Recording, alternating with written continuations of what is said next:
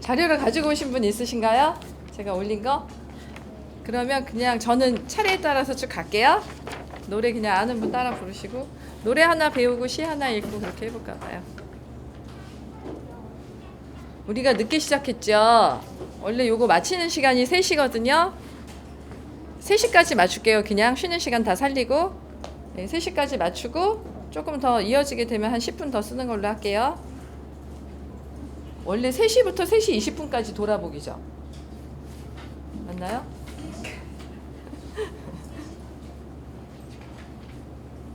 맞죠? 3시에서 3시 20분이 돌아보기죠. 제가 3시까지 맞춰야 되겠다. 우리 쉬는 시간 살리는 게 좋죠. 앞에 노래 하나 부르고 시작할게요. 햇볕 노래 아세요? 햇볕. 햇볕은 고와요 맑은 하얀 햇볕이다. 다시.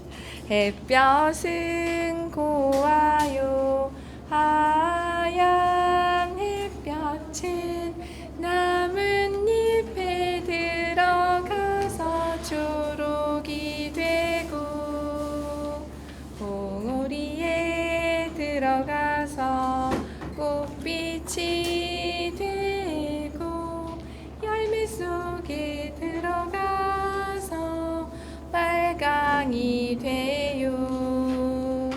햇볕은 따스해요. 맑은 햇볕은 온 세상을 골고루 안아줍니다. 우리도 가슴에 애를 안고서 따뜻한 사랑의 마음이 되어요. 시를 읽을게요. 말글의 어리라고 같이 이렇게 한글을 공부하는 모임이 있거든요. 훈민정음을 공부하는 모임이 있는데 작은 모임이 있고 큰 모임이 있고 이렇게 여러 모임이 있어요. 그 중에 박규현 선생님이랑 같이 훈민정음 공부하고 그리고 그 중에 박규현 선생님이 시를 하나 지으셨어요. 그래서 말글의 어리라고 읽어볼게요.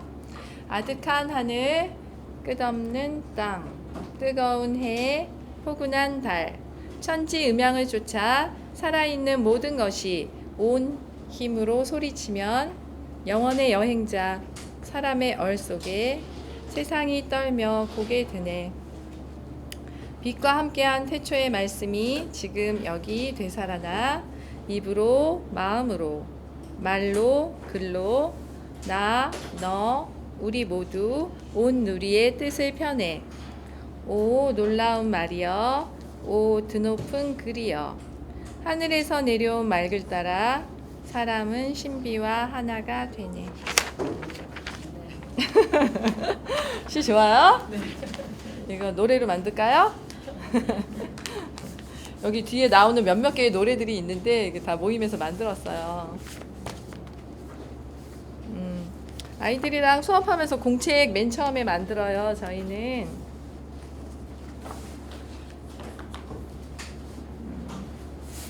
이거는 그냥 제 공책이고요. 저는 이게 좋아서 이거 앞에다가 이 그림으로 그렸거든요. 중간에 이렇게 꼬매서 만들었어요. 애들 거 보여드릴게요. 정사각형으로 좀 크게 했어요.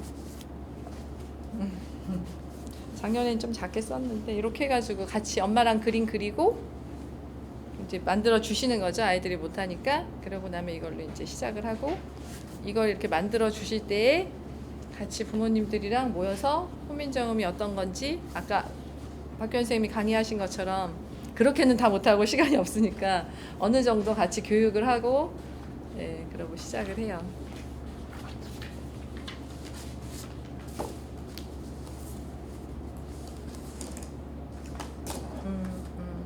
오늘 제가 할 거는 모음이에요.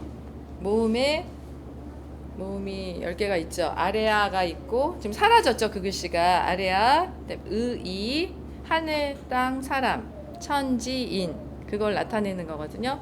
아레아, 의, 그 다음에 오, 아, 우, 어 단모음, 그 다음에 복모음, 요야, 요, 여가 있어요. 그래서 사라진 거 빼고 총 10개인데 사라진 글씨도 전부 다 그림이기 때문에 그 의미를 실어서 다 넣었어요. 자음을 배울 때도 다 넣어요. 17자 중에 3개가 소실됐잖아요. 반치음 시옷, 꼭지 이응, 여린 히읗. 근데 어차피 제가 7살들하고 이건 작업을 한 거예요. 초등학생들하고 한 게 아니고 어차피 아이들이 그림으로 문자를 접하는 거기 때문에 그것들을 다 없애지 않고 다 살려서 넣었어요. 그러니까 이야기를 만들고 막 그렇게 한 거죠. 근데 전체가 자음, 모음하고 자음하고 이어져 있는데 오늘 저는 모음까지 하고요. 그리고 다음 시간에 김남숙 선생님이 자음을 해주실 거예요. 같이 공부를 한 2년 정도 했어요. 하고 그다음에 여기 있는 책, 이거 하늘에서 내려온 한글. 그러니까 앞쪽에 박규현 선생님이 글 쓰시고 여기 뒤쪽에 이렇게 막 그 들어간 그림들 있죠.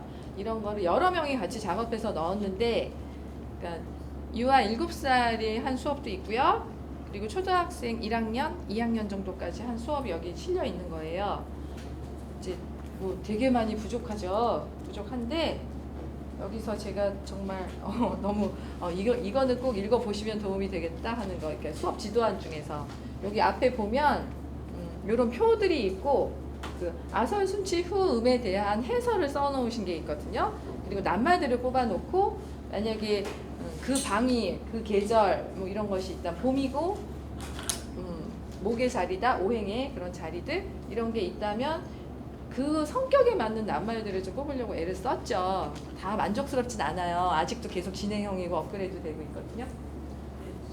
어쨌든 그냥 올해 초까지 한 수업 그거를 보여드리는 거고, 저도 계속 또 변화해서 또 다른 걸로 연구를 해갈 테고, 또 이런 강의를 들으시는 많은 선생님들이 자기들을 또 그걸 변형시켜서 가져가시겠죠. 그래서 그 중에 한 사례를 보여주는 거예요. 오늘은요. 뒤에 잘 들리시죠? 네. 네.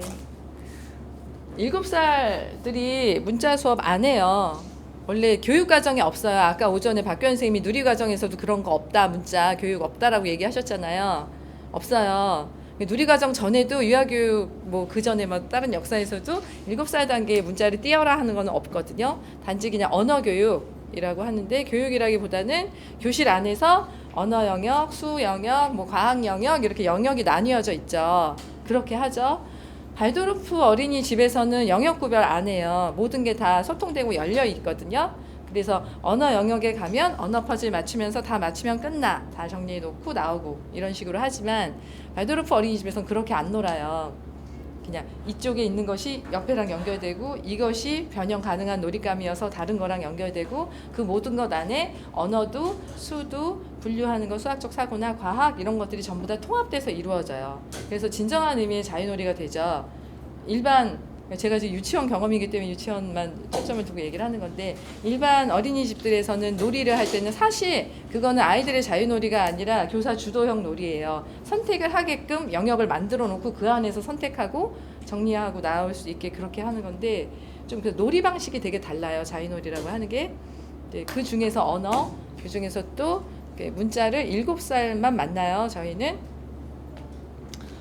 발달 단계를 조금 거쳐볼게요. 그러니까 박규현 선생님 얘기하시기를 오전에 뭐 10살 그 정도가 돼야 문자를 만난다라고 얘기하셨죠. 사실상 맞아요. 그 정도 돼서 하는 게 맞을 텐데 1학년 들어가면 기존 학교에서는 막 좀 많이 배우죠. 알림장 쓰고 그전에는. 요즘에는 그거하고는 좀 다르게 하긴 해요. 시수가 많아지고 이래서 초등학교 선생님들이 공교육에서 많이 나오셔가지고 이렇게 공부하세요. 어떻게 해야 될까? 시간이 많아졌으니까. 그래서 훈민정음 공부도 좀 하시고 그렇게 하시는데, 보통은 그러니까 낮자로 공교육에서 이렇게 낮자 배워가면서 들어가기도 하세요. 저 같은 경우는 7살 때 아이들이 초등학교 가면은 알림장, 예전에 알림장 쓰고 그럴 때 너무 힘들어 하잖아요. 그리고 막 지지나 취급 막 받고 엄마들이 막 너무 속상해서 우시고 그런 걸 몇 회를 보다가 이제 아무것도 안 가르치다가, 우리 7살도 다 낮잠 자거든요. 오후에 다 낮잠을 재워요. 7살도. 다른 데서도 보니까 5살도 낮잠 안 재우는데 보통 7살 때도 안 자기도 하지만 어쨌든 저는 재워요. 이렇게 재워보고 안 재워본 그거의 몸 상태를 제가 알아요. 아이들이 초등학교 갔을 때의 몸 상태를. 저는 그냥 재우자주의고 최대한 많이 재우자주의인데 1학기 때까지 재우고 2학기 때 앉아요. 그리고 모여갖고 오후에 다른 활동을 하거든요. 이제 아이들이 막 집에 갈 때 코피 흘리고 막 그래요. 그냥 쓰러져 자고 차 안에서 집에 가면 8시부터 막 쓰러져 자고 그렇게 되는데 하여간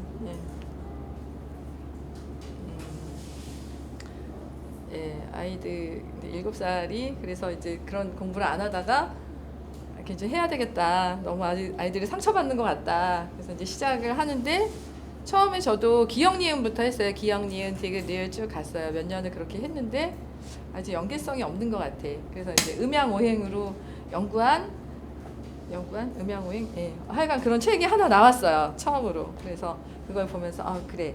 음양오행이라기보다 뭐 맞긴 맞는데 이제 아설순치유 그 단계에 맞춰서 하는 거죠. 그래서 기역 다음에 키역 이렇게 하니까 너무 괜찮은 거예요. 그래서 느드트 이렇게 공부를 했어요. 훨씬 나아요. 그래서 기역 니은 디귿 리을 다 버리고 앞에 거를 했거든요. 그래서 느드트 뭐 스츠 이렇게 갔는데 근데 좀 허전한 거예요. 뭔가 이거는 다 아닌 것 같다 하는 생각이 들고 왜 그러냐 하면 이게 연계성이 없는 거죠. 뭔가 이게 있어. 그래서 낱말을 찾아 가지, 가방, 뭐 가구 뭐 다 찾기는 찾는데 이게 뭔가 이렇게 연결되는 듯한 느낌이 안 들어요. 그러다가 이제 훈민정음 해례본에 나오는 음양오행 이것들을 공부하고 나서는 그대로 한번 해보는 거죠. 방위도 있고 색깔도 있잖아요. 그래서 그렇게 한번 시도하면서 해봤는데 아까 선생님이 얘기하신 것처럼 소리가 있으면 그것에 대한 문의가 있다 그랬잖아요.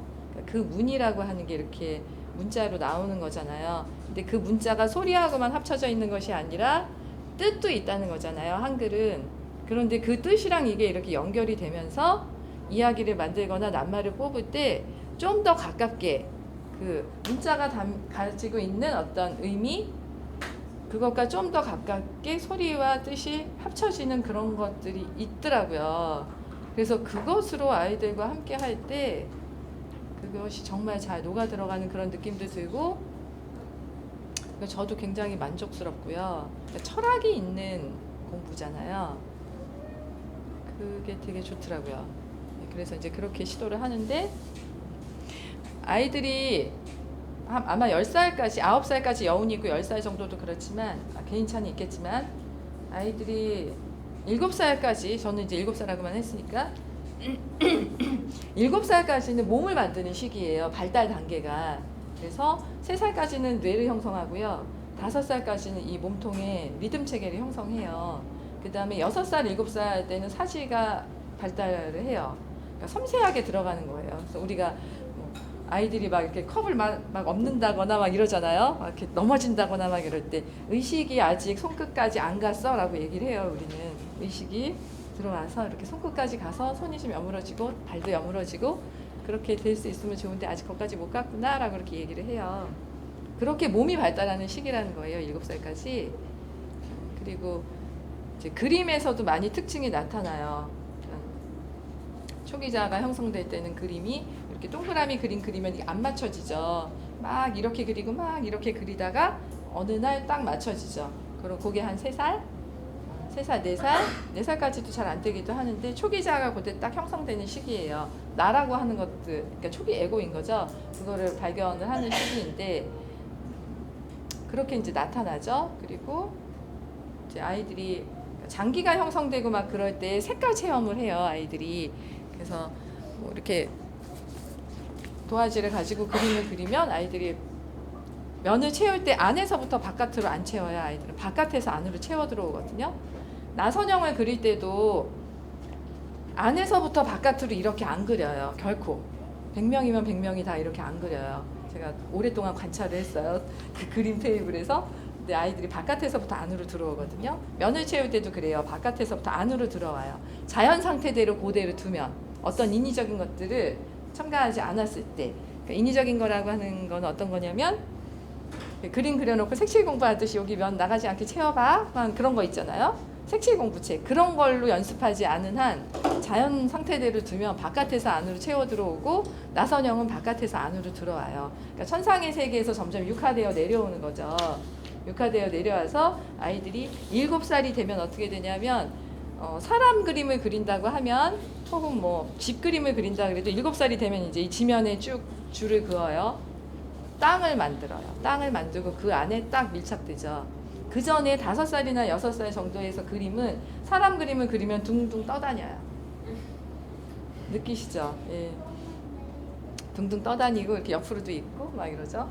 그러다가 또 그림 그릴 때 그러죠. 이렇게 머리에서 이렇게 막 줄 나가잖아요. 이렇게 머리 이렇게 그려놓고 이렇게 막 나가죠. 예. 감각하는 거예요. 내가 이 세상을 감지하고 싶은 거거든요. 그러니까 그림을 보면서 아이들의 발달 상태를 읽어낼 수가 있죠. 그리고 이제 면을 채우는 이거는 어떤 의미냐면은 장기가 발달할 때 신장이 이렇게 형성이 될 때 색깔 체험 같은 것들이 나타나요. 그러니까 이거 제가 하는 말이 아니고 그 오랫동안 그 인지학 의사들하고 또 유아 미술 하시는 분들하고 유아교사 선생님들하고 또 학교 선생님들이 모여서 한 30년 동안 연구를 한 그런 결과인 거예요. 그래서 장기가 형성이 될 때 어떤 장기가 형성이 될 때는 놀이를 할 때도 쌓고 무너뜨리고 애들 왜 이렇게 블럭들 쭉 쌓다가 탁 쳐갖고 무너뜨리죠. 그런 거 보셔요? 그런데 이제 그런 거에 대한 이해가 없으면 제가 지금 어떤 장기가 형성이 되고 지금 생성과 소멸의 과정을 거치는 그 놀이를 하고 있구나라고 이제 우리는 보는데 이제 그런 거에 대한 이해가 없으면 다 쌓으면 막 위험해 보여. 얘 너무 높이 쌓지 마. 라고 얘기하죠. 딱 무너뜨리면 이제 와르르 무너지니까 너무 과격해 보여. 그럼 그렇게 거칠게 놀지 말고 이렇게 예쁘게 잘 놀아라고 얘기를 할 수도 있으나 사실 아이들의 발달 단계를 보면 그거는 자연스럽게 그렇게 형성이 되는 거기 때문에 그냥 허용을 해줘야 하는 거죠. 그리고 그림을 그릴 때도 면을 다 채워라 뭐 이렇게 얘기하시면 안 되죠. 자연스럽게 면을 다 채울 때가 되면 5살이 채우는 것과 6살이 채우는 게 다르거든요. 그만큼 이제 장기의 형성이 그만큼 튼튼하게 간다는 거죠. 그리고 이제 7살이 되면 이제 그림이 좀 더 섬세하게 나타나고 하늘이 생기고 땅이 생기고 그다음에 무지개 그림이 나오고 집이나 나무나 사람들 그려도 그렇게 돼요. 모자를 쓰는 그림이 나오죠. 그리고 제일 마지막에 그러니까 지금 이 얘기를 이렇게 하는 거는 뭐냐면 아이들이 7살까지는 육체를 만드는 시기라는 거예요. 육체. 우리 몸을 만드는 시기예요. 육체라고 안 부른다 그랬죠? 우리 몸을 만드는 시기인데 그 몸이 다 완성이 될 때 증표가 나타나요. 몸에서 가장 딱딱한 조직, 이갈이를 하게 되는 거거든요. 가장 딱딱한 조직인 이가 나오고 유치를 뽑고 자기 몸에서 스스로 이가 나오잖아요. 우리 애가 첫니가 빠지는데 그렇게 좋더라고요. 근데 너무 신기한 거예요. 애를 키울 때 첫니가 딱 빠졌는데 자기 몸에서 난 이제 처음 만들어낸 조직인 거잖아요. 딱딱한 조직. 되게 감동적인 거예요, 그게. 그래갖고 첫니빨이 빠졌는데 너무 신기하고 막 감동적이어가지고 조그만 그 스폰지빵을 하나 사다 놓고선 촛불 켜가지고 축하를 했어요. 예, 그런 과정을 겪었어요. 그래서 이제 몸이 이렇게 다 형성이 되고 나면 그제서야 기억력이 생긴다 그러죠. 배움의 힘으로 그것이 전환이 되고 몸을 만들었던 그 힘이 배움의 힘으로 전환이 되고 이제 비로소 뭔가를 배울 수 있는 시기가 되는 거죠. 그거를 그냥 7살이라고 보는 거예요. 그래서 학교에 가서 뭐 고생하는 것도 안쓰럽고 그래서 7살들하고 작업을 해보는데 그러면 어떻게 할까? 쓰기를 하고 뭐 기억, 니은 배우는 것보다는 좀 더 다르게 해보자 라고 생각을 하고 고민을 해서 이제 이런 과정들을 거쳐가지고 만난 거예요. 훈민정음. 그래서 책으로까지 나온 건데 많이 걸렸어요. 시간이. 저는 그 전에 뭐 이런 것들을 하는 그룹이 없었고 같이 하자고 얘기해도 누구 하나 호응하는 선생님들도 없었고 이제 혼자만 그렇게 하다 보니까 뭐 10년도 넘게 걸린 것 같아요. 근데 지금은 그냥 이렇게 배우면 가서 이렇게 쓰면 바로 될 수 있잖아요. 내가 연구만 하려고 하면. 예전에는 그런 게 하나도 없었어요. 예, 그래서 아이들하고 이제 공부를 하는데 발달 단계에 맞춰서 가는 거예요. 만약에 이 아이들에게 문법을 가르치고 뭐 쓰기를 바로 들어가고 이렇게 하면은 너무 머리를 깨우겠죠.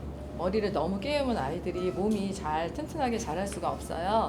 그래서 아이들의 발달에 맞게 이게 접근에 들어가야 되는데 2가지 방향으로 접근에 들어가요. 아이들이 지금 몸을 만드는 시기였고 움직임을 통해서 세상을 배우는 시기잖아요. 그러니까 머리를 통해서 배우고 그게 가슴으로 가서 사지로 나오는 시기가 아니라 사지로 이거를 배우고 가슴을 통해서 머리로 올라가는 거잖아요. 그러니까 그 발달 단계에 맞게 이런 가르침도 이어지는 거죠.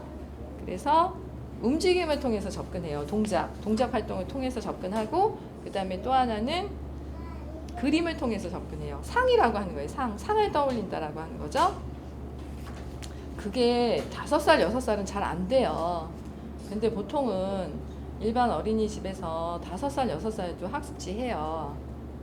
그게 좀 편하거든요. 편하니까 그런 거 하죠.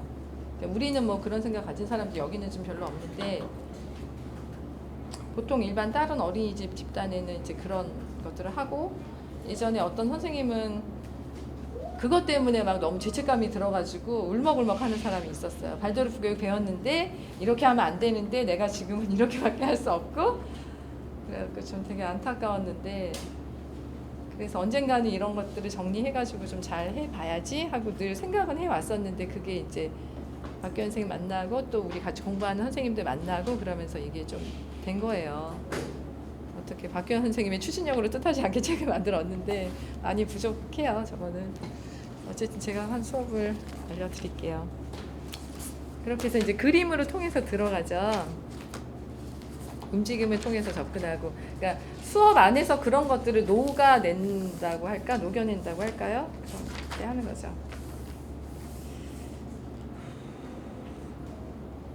초등학교에는 수업을 이렇게 안 하실 건데, 우리는 유아들하고는 막 여러 가지 활동들을 하면서 하거든요. 그래서 그거를 같이 우리가 지금은 뭐 이렇게 앉아 계시지만 같이 이렇게 나와서 한번 체험해 보는 그 수업을 같이 해봤으면 좋겠어요. 그래서 이승희 선생님도 나와보세요. 여기 한 5분만 나와보세요. 이쪽으로. 맨 처음에 수업을 시작할 때 그것들을 보여드릴게요. 그냥 지적해요. 그럼 여기 세 분 나오세요. 여기. 시간이 없기 때문에.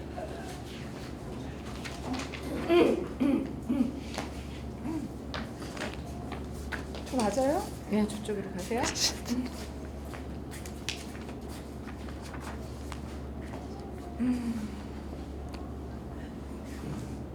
우리가 이렇게 애들이 이렇게 앉아 있으면 제가 이렇게 앉아 있을 때 가가지고 이렇게 손 붙잡고 나오거든요.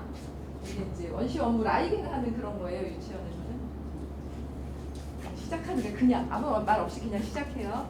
하얀 동물들 모여서 동그란 햇님을 만들어요.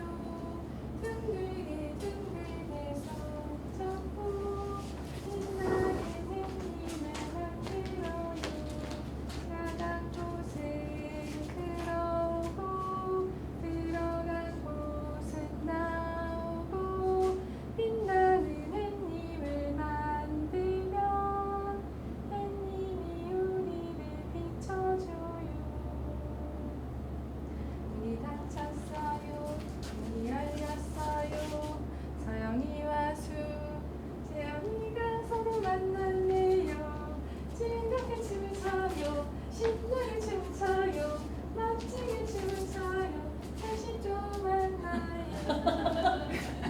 문이 닫혔어요. 문이 열렸어요. 수미랑 이름 모르겠어요. 지영이랑 둘이 만났네요. 즐겁게 춤을 춰요. 신나게 춤을 춰요. 멋지게 춤을 춰요. 다시 또 만나요. 하자. 문이 닫혔어요. 문이 열렸어요. 누구랑 서로 만났네요. 즐겁게 춤을 춰요. 신나게 춤을 춰요. 멋지게 춤을 춰요. 멋지게 춤을 또 춰요. 만나요. 한 반 그룹이 한 15명이라고 치면 다 돼요. 다 해요. 다 이렇게 놀아요. 이렇게 놀면 한 20분 놀거든요. 아이고, 남자애들도 해요. 너무 내성적이어서 하기 싫어하는 애들은 못하긴 하는데, 그냥 제가 아무 말 안 하고 동작을 하면 애들은 그냥 바로 따라하거든요. 걸어가자 걸어가자 뛰자 한 발로 서자 한 발로 서자 빨리 빨리 뛰자 빨리 빨리 뛰자 제자리에서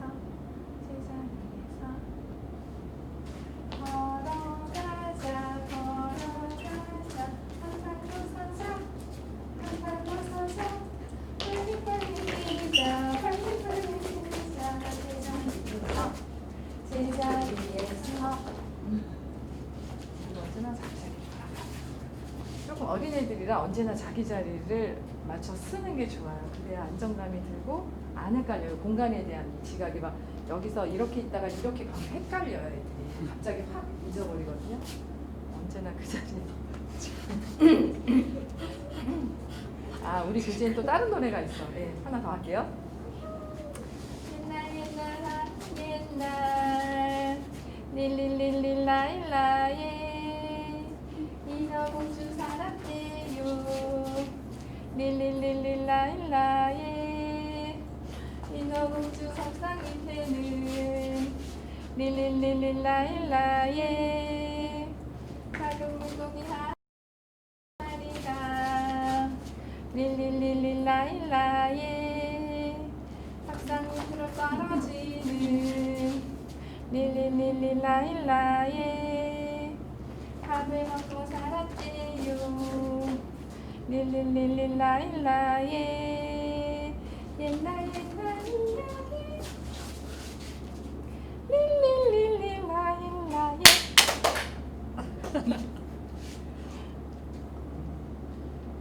숫자 노래 있는데 그거 빼고 갈게요. 그거까지 하면 너무 길어질 것 같아요. 그리고 이제 시작하는 시를 하는 거예요. 한까지 여기서 이렇게 하고 탁 치죠. 이렇게 되면 어린애들은 자지러지게 좋아해요. 혼자 속으로 완전 기뻐해요. 지금 반응이 달라. 깜짝 놀랐어. 애들이 아니야. 나는 별을 사랑합니다. 별은 땅을 사랑합니다. 땅은 온 세상을 사랑합니다. 온 세상은 나를 사랑합니다. 발을 이렇게 붙이고 딱 서는 자세가 중요해서. 그리고 시작하는 시를 해요. 주님은 사랑의 빛으로 나의 하루를 밝혀줍니다. 영혼은 정신의 힘으로 나의 몸에 힘을 줍니다. 빛나는 햇빛 속에 깃든 신이여, 나 스스로 열심히 배우고 나 스스로 부지런히 일하도록 소중한 사랑의 힘을 심어주셨네. 당신에게서 빛과 힘이 나오고 당신에게로 사랑과 감사가 흘러갑니다. 사랑하는 햇살을 일독사십니다. 안녕하세요. 사랑하는 선생님 안녕하세요. 모두 제자리 모두 제자리 모두 제자리.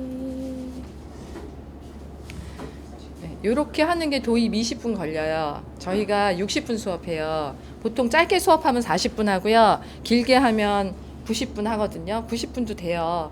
다 해보면 다 이렇게 쭉 그냥 쭉 돼요. 되는데 좀 길잖아요. 90분이. 많은 거를 해야 되는데 인원이 구성이 만약에 20명이 넘어간다 그러면 90분이 걸릴 텐데 보통 한 15명 정도 한 60분 정도 적당해요. 그래서 그 초등학교에서 하듯이 리듬 생활 같은 거, 리듬 활동 같은 거예요. 근데 우리도 이제 이 리듬 활동을 하죠. 이렇게. 그래서 한 20분 정도 이러고 놀아요.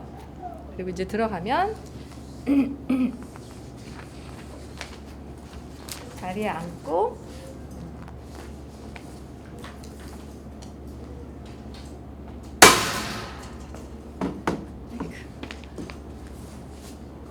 저도 이렇게 앉아요. 앉아서 그냥 우리 이렇게 동그랗게 앉아서 학교처럼 책상이 있는 게 아니기 때문에 이렇게 앉아서 수업을 하죠. 요거는 제가 아이들한테 읽어주는 건 아니지만 어른들이니까 읽고 넘어갈게요. 한번 들어보세요. 천지인에 대한 그 해례본에 나오는 설명을 뽑은 거예요. 후민정음 해례본에 나오는 설명입니다. 아래 안은 혀가 오그라져서 소리가 깊으니 하늘이 자시에 열린 것과 같이 맨 먼저 만들어졌다. 둥근 모양은 하늘을 본떴다. 자시, 자축, 인묘, 진사오미, 신유술에 나가는 그 자시고요. 11시부터 1시까지를 얘기하는 거예요. 요게 그 음양 오행이기도 하고 그 다음에 주역의 기본 자리인 거예요. 자음 들어갈 때 그것이 이렇게 연결이 돼요. 모음도 연결이 되겠지만 아래야 그 다음에 은은 혀가 조금 오그라져 소리가 깊지도 얕지도 않으니 땅이 축시에 열린 것처럼 두 번째로 만들어졌다. 평평한 모양은 땅을 본떴다. 그 다음에 이 모음만 얘기하는 거죠. 그러니까 하늘천, 천지인을 얘기하는 거예요. 이는 혀가 오그라지지 않아 소리가 얕으니 사람이 인시에 생긴 것처럼 세 번째로 생겼다. 일어선 모양을 한 것은 사람을 본떴다. 그러니까 의가 있고 이가 있고 아래 아가 있잖아요. 그런데 이는 사실 사람이다이라고 하긴 하지만 그러니까 모든 생명들을 얘기하는 거예요. 많은 생명들 중에 으뜸이 사람이기 때문에 사람이라고 얘기하는 거죠. 선생님이 오늘 이야기 들려줄게요. 옛날에 온 세상에는 아무것도 없었어요. 온 세상은 아주 춥고 어둡고 아주 캄캄했어요. 그런데 어디선가 막 흩어져 있던 빛들이 하나하나 모여들기 시작했어요. 그 빛들은 모여서 밝게 빛을 내기 시작했어요. 그러자 아무것도 없던 캄캄한 온 세상이 조금씩 밝아지기 시작했어요. 빛들은 하나하나 모여서 서로 뭉치기 시작했어요. 그러자 캄캄했던 온 세상은 밝고 힘찬 빛으로 환하게 빛났습니다. 밝고 힘찬 빛은 그렇게 세상을 돌아다녔어요. 세상 여행을 떠났는데 그렇게 다니다 보니 너무 심심해졌어요. 아, 누군가 없을까? 누군가를 만나고 싶네. 자, 그렇게 밝고 힘찬 빛은 온 세상의 어둠 속에서 여기저기 세상 여행을 떠났습니다.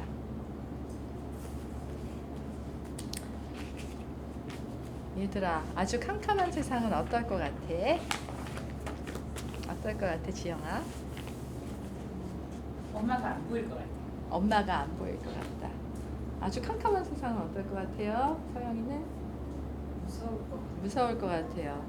온 세상에 캄캄할 때, 그때 빛도 없이 아주 캄캄할 때, 그때는 어떨 것 같아? 아인이도 얘기해보세요. 무서울 것 같아요. 그래, 무서울 것 같아요. 자, 아이들이 한 얘기 그대로 들려드릴게요. 텅 비었어요. 아무것도 보이지 않아요. 사람도 없어요. 얘는 사람이 중요한 거예요. 꽃도 없고 생쥐도 없어요. 뭔가 꽂혔어, 생쥐. 집도 없고 자동차도 없어요. 집 없다고 한 건 여자아이들이 되고 자동차는 남자아이들이 되고 배 안 나오는 게 다행이죠. 어쨌든 아이들이 이렇게 자기 이렇게 실생활과 연결된 그런 것들을 상상을 해서 얘기를 해요. 자, 이제 그러면 우리가 이제 아까 들었던 동화에서처럼 그렇게 빛이 되어 볼까요? 빛이 되어 볼 텐데 멀리 흩어져 있던 빛들이 하나하나 모여서 밝고 힘찬 빛이 되는 과정을 우리가 몸으로 해보면 어떻게 해볼 수 있을 것 같아요? 한번 해볼까요? 호빈이는 어떻게 될 것 같아요? 멀리 흩어진 빛이 가까이 막 모여서 하나로 뭉쳤어요. 그럼 어떻게 그걸 몸으로 표현할 수 있을까요? 네, 어떻게 몸으로 표현할 수 있을까요? 이렇게. 아, 그렇게. 네, 좋아요. 현정이는요? 이렇게. 남숙이는?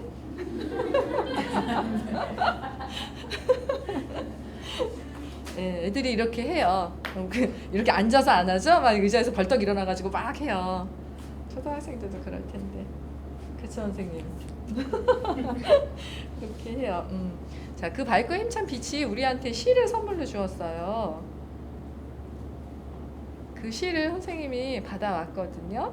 그래서 노래도 만들어가지고 한번 가지고 와봤어요. 이건 제가 혼자 할게요. 원래는 다 하는데 이따가 마지막에 다 나와서 한꺼번에 다 할 수도 있지만 한번 보여드릴게요. 그냥 놓고 수업을 하는데 한 학기밖에 안 해서 아직 제가 몸에 다 안 들어와요. 이게 몸에 다 들어오면 이렇게 눈 감고도 막 할 텐데 그게 한 애들이랑 비슷해서 한 10월 정도면 돼야 가능해요. 저도 이런 시를 선물로 주었어요. 애들이 이렇게 동그랗게 서서 같이 하는 거예요. 지금요. 네. 밝고 힘찬 하늘, 단단한 땅, 그 안에 내가 서 있습니다. 하늘과 땅은 서러워요. 온 세상 생명 품어주지요. 하늘 처음 열리는 빛, 하늘 새롭게 맞이하는 빛, 하늘 돌고 도는 빛. 환히 빛나고 환히 빛나고 환히 빛나고 하늘 날개로 온 빛. 하늘이 점점 내 안으로 들어옵니다. 나는 하늘을 품고 작은 우주가 됩니다. 나는 빛나는 하늘이 됩니다.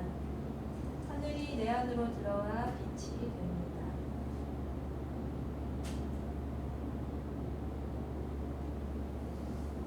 이렇게 해서 고요하게 좀 머물러 있다가 일어나요. 이게 이제 수업, 지금은 여기까지인 거예요. 하늘, 땅, 사람까지 한 시간 한 시간씩 이어져 가요. 다음 시간에는 땅을 하는 거고 지금은 하늘만 하는 거죠. 자, 이거를 선생님이 그림으로 한번 표현해 봤어요. 선생님 그림을 보여주는 거예요. 아이들이 어떻게 해야 될지 상이 잘 없어요, 아직은요. 선생님 그림을 보여주는데 여기는 지금 흑칠판이 있다면 제가 흑칠판에다 그림을 그려요. 그림을 그리면서 하나하나 어떻게 이거를 그려가는지 맨 처음부터 그려가는지를 보여주거든요. 이런 식으로 하죠. 여기 이제 주황지가 있으면 다 그려져 있는 그림을 보여주면 과정이 안 보이잖아요. 그러니까 여기다가 이제 그려주는 거죠. 그래서 자, 캄캄한 세상에 흩어져 있던 빛들이 하나하나 모여들기 시작했어요. 바깥에서 안으로 들어오는 거예요. 아이들의 발달 단계에 맞게. 이것도 안에서부터 바깥으로 안 나가요. 육화하는 과정이기 때문에 그렇거든요. 자, 빛들이 하나하나 모여서 안으로 들어와요. 이제 색깔을 막 바꿔서 하죠.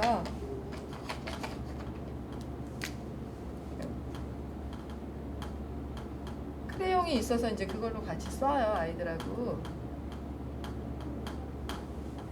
자, 이렇게 모여들고 이 안에 표현을 해요. 이쪽에도 이렇게 모여들고 여기 뭉쳤어요.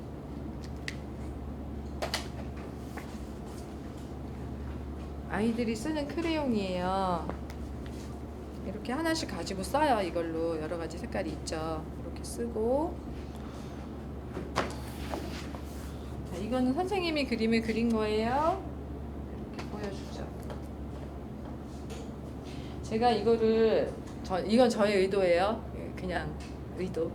말은 하지 않나. 애들한테는 이런 말 안 하지만 빛이 모여들고 좀 힘이 세지고 정말 힘이 센 거는 노랑이겠어요? 빨강이겠어요? 색깔의 느낌에서는 노랑? 빨강? 예, 빨강이 힘이 세죠? 빨강을 썼을 때 느껴지는 색깔의 느낌들이 있잖아요. 아까 선생님이 오전에도 얘기하셨잖아요. 색깔에서 풍기는 뜻이 있고 뭐 그런 거 얘기하셨죠. 소리에서 느껴지는 뜻이 있고. 그런데 이제 빨강으로 들어가고 제가 이 끝을 저는 그냥 제가 개인적으로 노랑을 선택을 한 건데 왜냐하면 아래와 이가 이쪽에 늦여름의 자리 요쪽에 배치가 돼요. 방위표에서는 요 가운데 토자리예요. 그 토자리 색깔이 노랑이거든요. 그래서 제가 노랑을 그냥 선택을 하는 거예요. 아이들은 뭐 자기 맘대로 하긴 하는데 그렇게 하고 아이들하고 그림을 그렸어요. 자, 이제 너희들도 공책에다 한번 그려보자. 그리고 이제 만든 공책이 있죠? 여기 맨 처음에 이 공책을 쓰는 첫 장이야. 이렇게 그렸어요. 남자아이예요. 노랑 표현했고 얘는 이제 깜깜해. 온 세상이 깜깜해서 그걸 표현하고 싶은 거예요. 저하고 색감 너무 다르죠. 이렇게 표현을 했고 그 다음에 이 아이는 얘는 또 이렇게 표현을 했어요. 노랗게 표현하고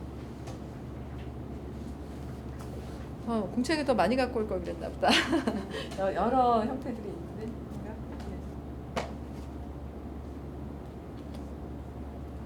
이렇게 해서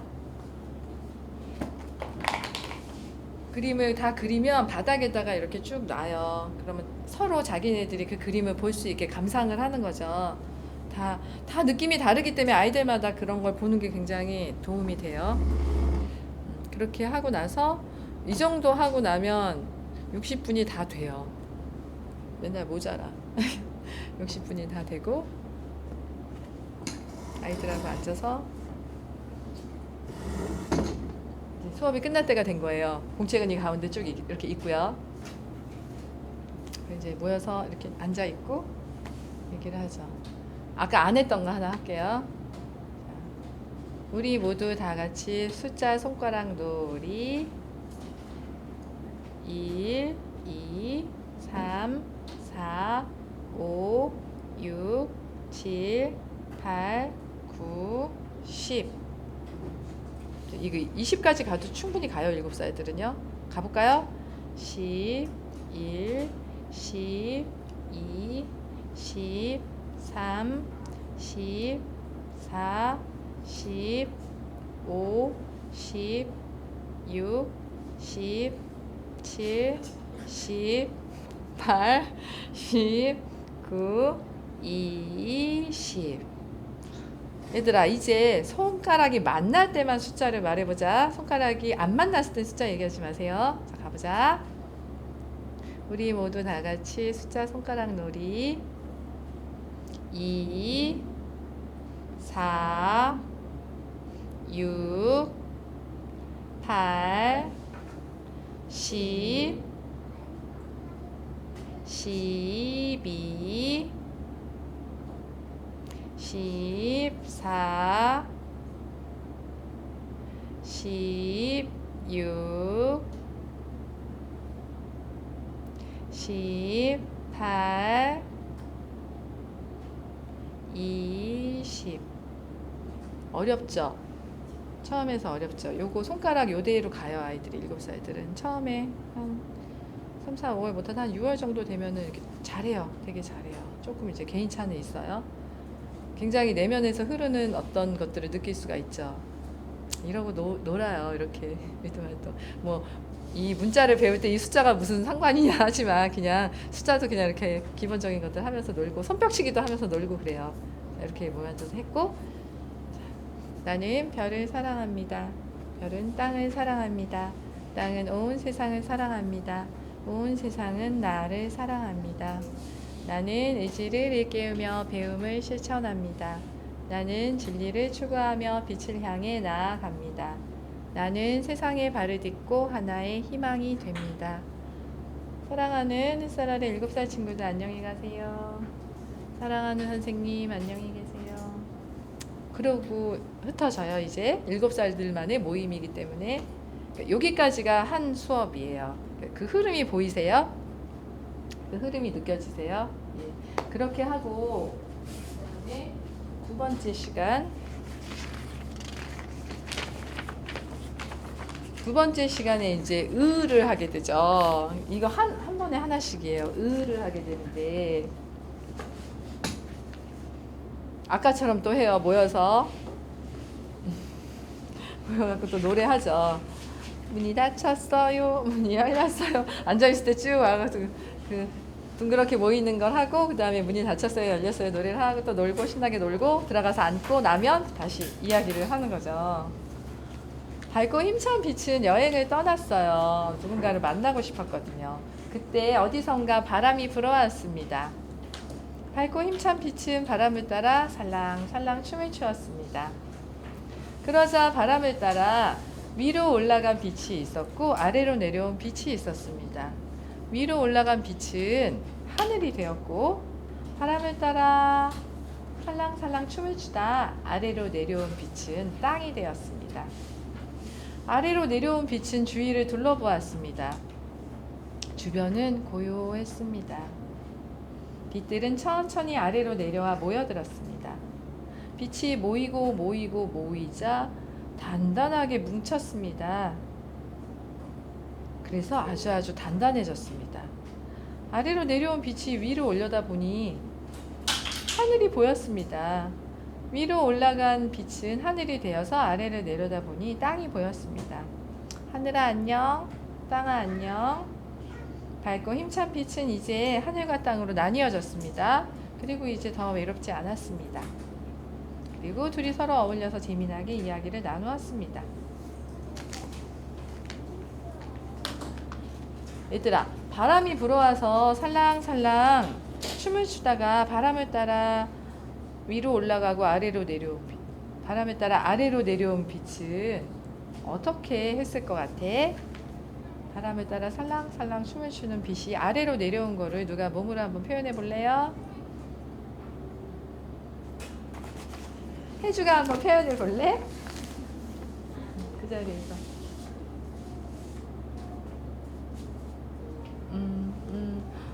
표현을 너무 예쁘게 잘해줬어요. 자, 또 임창민도 한번 표현해 볼래?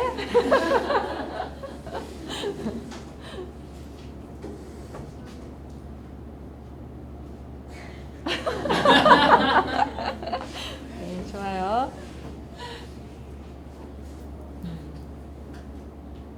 아래로 내려온 빛이 모이고 모여서 뭉쳤을 때 단단하게 됐대요. 우리가 그렇게 단단하게 된 걸 어떻게 알 수 있을까요? 얘들아, 어떻게 알 수 있을 것 같아? 아래로 내려온 빛이 땅이 되었는데 그것이 단단해졌다는 걸 우리가 어떻게 알 수 있을까? 그럼 이제 애들이 다 앉아서 이렇게 두드려요. 이렇게. 이게 자동적으로 나오는 동작인 거예요. 원형적인 동작인 거죠. 그러면 우리가 동작을 만들 때 이걸 넣는 거예요. 아이들에서 나오잖아요, 이런 게. 물론 앉아서 생각을 해보는데 내가 만약에 그 단단한 거를 이렇게 한다고 내가 동작을 만들어서 들어갔다고 쳐봐봐요, 교사가.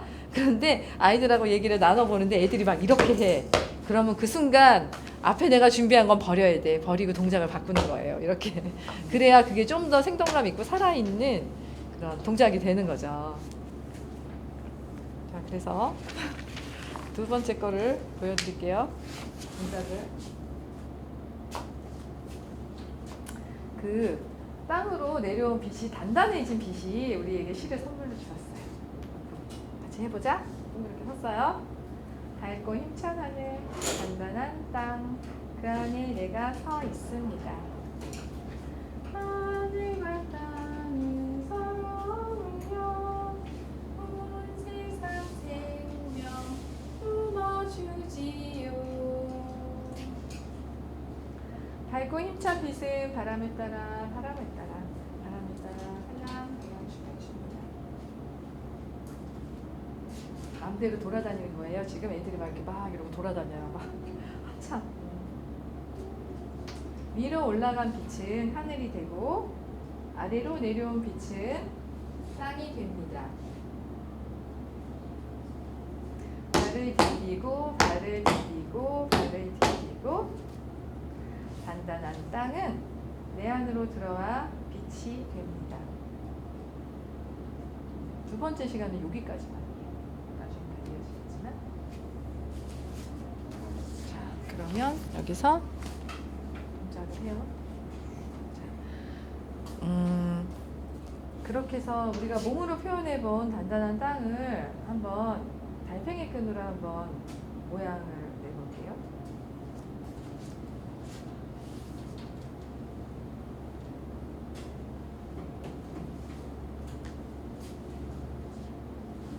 아이들이 이렇게 앉아 있고요. 제가 이렇게 서 있는데 이거를 이렇게 바닥에다 놓고 테이프로 좀 미끄러우니까 미끄러지지 않게 쳐요.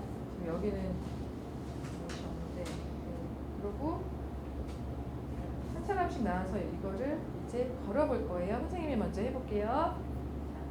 그 빛이 단단한 땅이 되었어요. 이런 모양이 됐어요. 위로 걸어야 돼요. 이 달팽이 끈 위를 밟으면서 걸어야 돼요.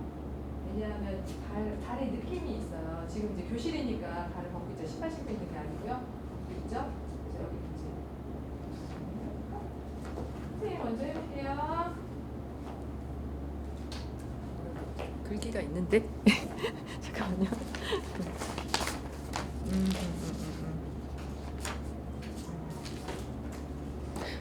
그어진 금 따라 느리느리. 네, 말놀이를 해요. 시를 외우면서 같이 하는 거예요. 그어진 금 따라 느릿느릿 슬금슬금 스르르르 슬금슬금 스르르르 그어진 금 따라 느릿느릿.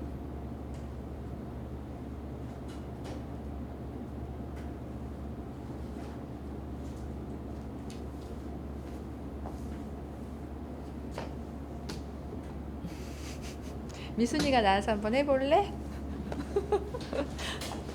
차례대로 다 해요. 20명이면 20명이 다 해요. 하는데 시간도 얼마 안 걸리는데 지금 이제 많으니까 한 사람만. 그냥 뭐 하시고 싶은 대로. 네. 자, 갈게요. 그어진 금 따라 느릿느릿. 그어진 금 따라 느릿느릿.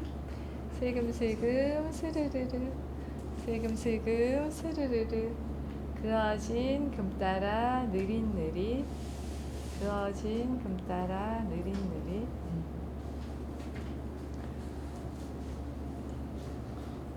이렇게 해갖고 저기 20명이 이걸 다 하면 기질 다 나타나요. 아시죠? 어떻게 나타날지.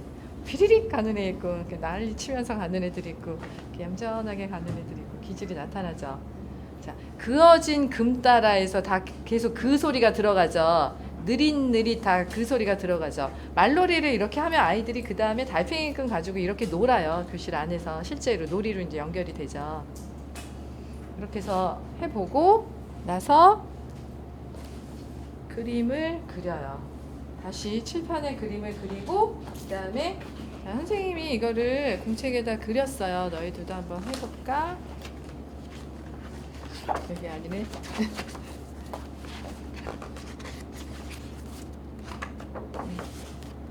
이렇게 을을 이렇게 표현하고요. 자, 얘가 어떻게 했나 궁금하죠? 얘가 어떻게 했는지. 자꾸 두 장씩 넘어가네요. 되게 창의적이죠. 나 얘 그림이 너무 좋아요. 나 중간에밖에 못 그렸는데 내 상상력은 중간이었는데 얘가 이제 땅이니까 아래로 내려가줘서 노랑을 했잖아요. 이렇게. 그쵸. 단단한 땅을 막 표현해서 까맣게. 멋지죠. 빨강, 파랑, 노랑밖에 안 줘요. 저희가 색깔. 근데 애들이 이 맨 처음에 이걸 딱 봤을 때 선생님 까만색 어떻게 만들었어요? 세 가지 다 섞어라. 근데 애들이 이렇게 섞는 거예요. 이렇게.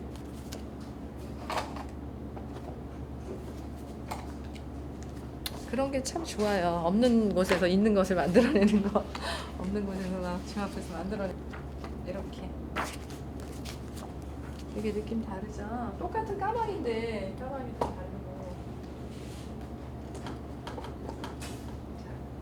이렇게 해서 의 수업이 지나가고요. 이 수업도 지나가요. 그것만 읽어만 드릴게요. 자, 이 수업할 때 이 달팽이 끈 길게 놓고 아까 옆으로 걸었잖아요. 옆으로 가잖아요. 옆으로 걸었는데 의 수업할 때 위에서 아래로, 이 수업할 때 위에서 아래로 내려가죠. 이렇게 그대로 직선으로 걸을 거예요. 이렇게 해서 걷고 그다음에 계속 해서 아이들이 한 명씩 해보고. 사실 이렇게 활동하는 게 밋밋하긴 해요. 그러나 좀 제 상상력으로는 최선인데 왜 그러냐면 이 모음이 표현하기가 좀 밋밋해요. 사실 밋밋하면 좀 쉽지가 않아. 자음으로 할 때는 훨씬 더 많거든요. 활동들이. 모음이 좀 밋밋하긴 해요. 그래서 이제 사람 인에 들어가요. 그러면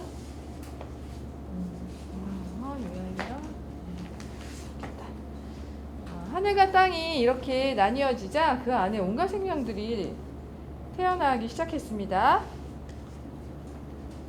단단한 땅 속에서 용암이 솟아오르고 산들도 불쑥 솟아올랐습니다. 씨앗들은 따뜻한 세상으로 나가려고 단단하고 무거운 땅을 힘껏 밀고 올라와 새싹이 되었습니다.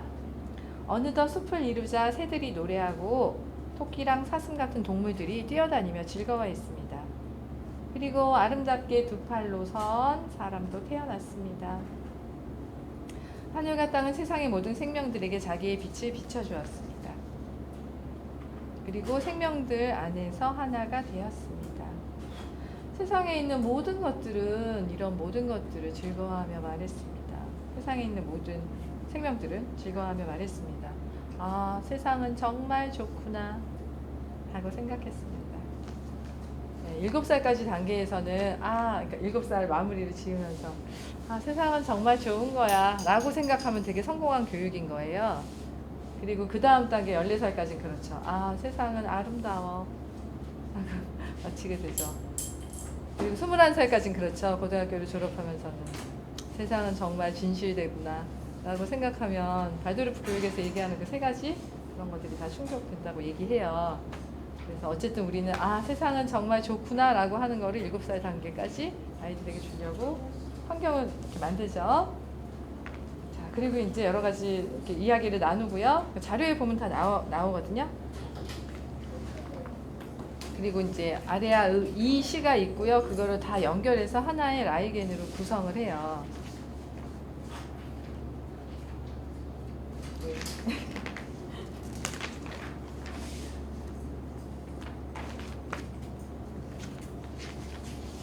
이를 쓴 거를 보여드릴게요. 그림을. 이건 하긴 해야 되겠다. 자, 그렇게 해서 이 활동을 다 마치고 난 다음에 그림을 보여주죠. 이렇게. 이것이 저의 상상력이고요. 그다음에 이 아이는 이렇게. 왜냐하면 그 이야기 속에 나오죠. 뭐 새싹들이 돋아나고 동물들이 뛰어놀고 막 있죠. 얘가 지금 이 선 보이세요? 다른 선들 생명들이 태어나는 거예요. 이렇게. 근데 그 중에 이거 가운데는 사람이라고 표현한 거죠. 얘도 그림에 보이세요? 얘가 새싹 표현하는데 여기다가 이렇게 해갖고 십자가 그려놓은 거? 이거 되게 무의식적인 거거든요. 이 십자가는 자아를 표현하는 거예요. 얘가 지금 그렇다는 거야. 7살이 돼가지고 지금 이 자아를 여기다가 새싹에다 표현해 놨으니 이것은 새싹이 아니고 자기죠. 뭐 자기를 표현한 거지.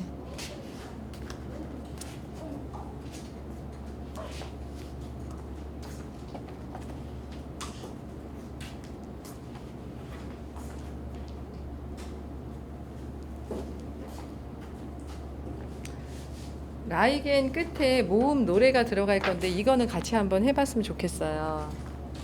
이제 어느 줄을 불러올까요? 이쪽 줄, 여기 뒷줄 나오실래요?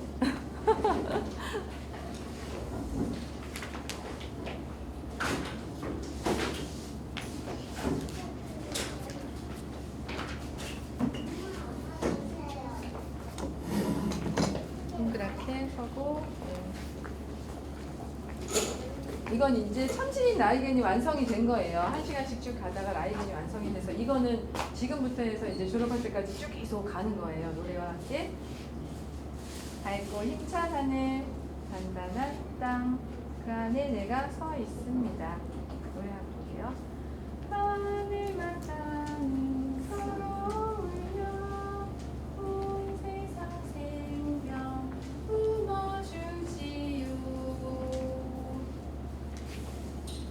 하늘 처음 열리는 빛, 하늘 새롭게 맞이하는 빛, 하늘 돌고 도는 빛, 환히 빛나고 환히 빛나고 환히 빛나고 하늘 나에게로 온 빛, 하늘이 내 안으로 들어옵니다. 나는 하늘을 품고 작은 우주가 됩니다. 나는 빛나는 하늘이 됩니다. 하늘이 내 안으로 들어와 빛이 됩니다.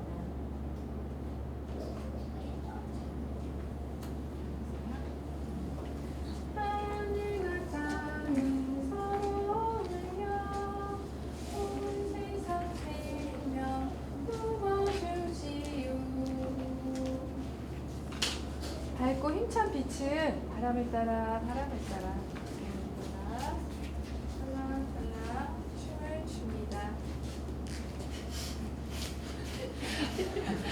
위로 올라간 빛은 하늘이 되고 아래로 내려온 빛은 땅이 됩니다.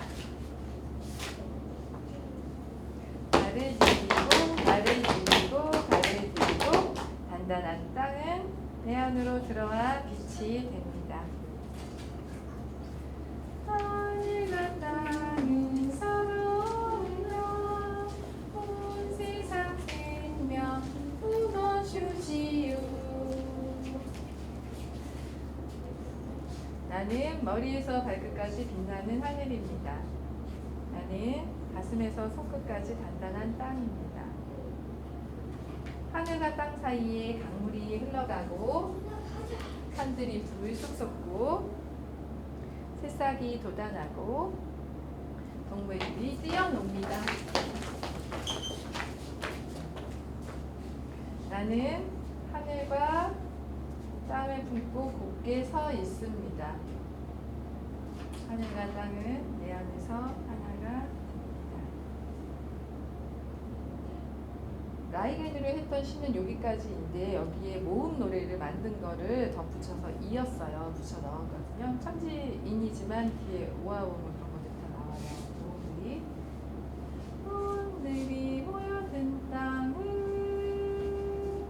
온 생명 살아있는 모든 이오 놀라워 솟아오르는 환한 아침 햇살 아름다워 이 모두 우렁차게 서서히 들어오네 너.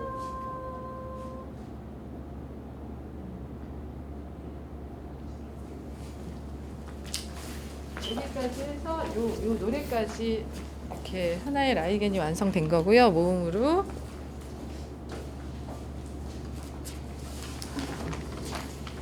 네. 그리고 나서 아이들하고 그 다음 시간에는 이렇게 하늘 땅 사람을 만든 그것으로 옛날 사람들은 글씨를 썼다고 알려줘요. 그리고 옛날 책을 보여주고요. 그리고 이렇게 구성해서 한번 써보죠. 쉽지 않아요. 이게 이걸로만 한 시간을 보내고요. 그 다음에 모음으로 오아 우어가 들어가요. 보여드리기만 할게요. 자료 그냥 보시면은 그 안에 다 나올 거예요. 그리고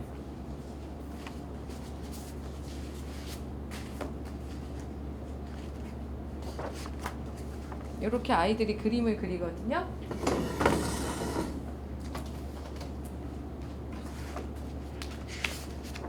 이렇게 그림을 그리고요. 오와 우어를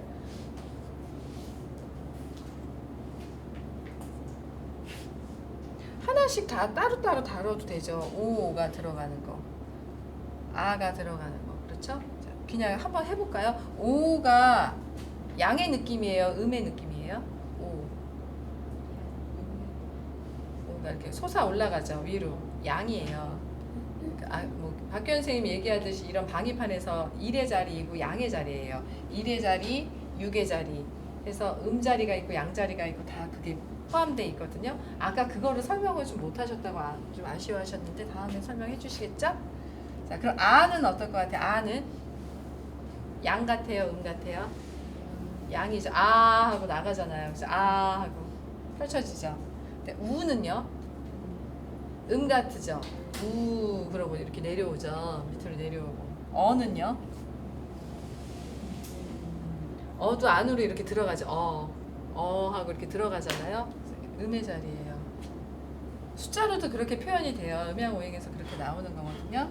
그래서 아이들하고 같이 이제 시를 만들어서 한꺼번에 배웠어요. 따로따로 다뤄도 돼요. 그런데 한꺼번에 배웠어요. 제가 얘들아 옛날에 오아오아 아이가 살았는데 오아오아 아이가 여행을 떠났대.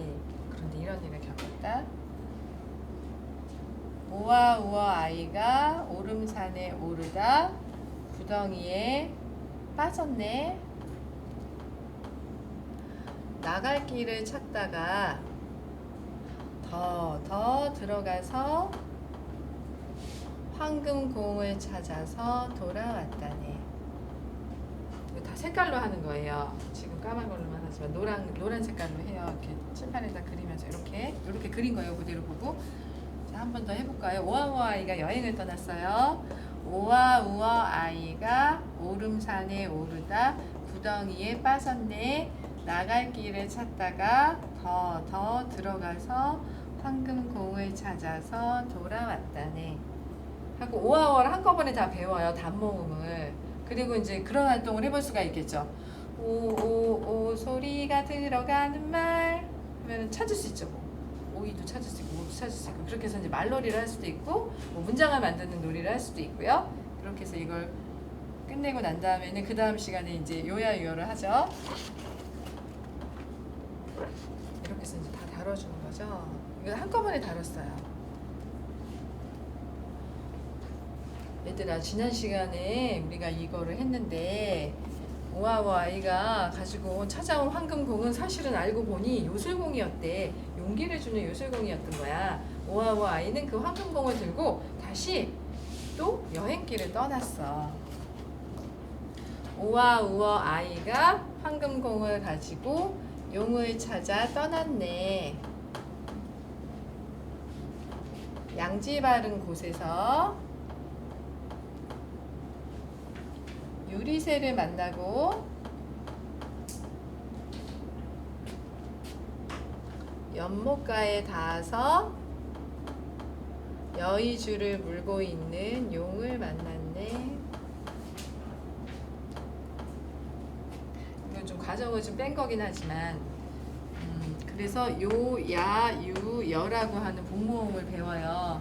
그리고 이거를 지금은 제가 이렇게 말놀이를 했지만 아이들하고 같이 만들 수도 있어요. 그 자리에서. 그럼 아이들이 뭐 용이 있었는데 그게 뭐 야단법석이 났는데 거기 유리가 있는데 깨졌고 뭐 이러면서 얘기를 해요. 아이들이. 그럼 각자 다 다르게 얘기를 하는 걸 막자치까거리면서 다 들어주는 시간도 필요하고요.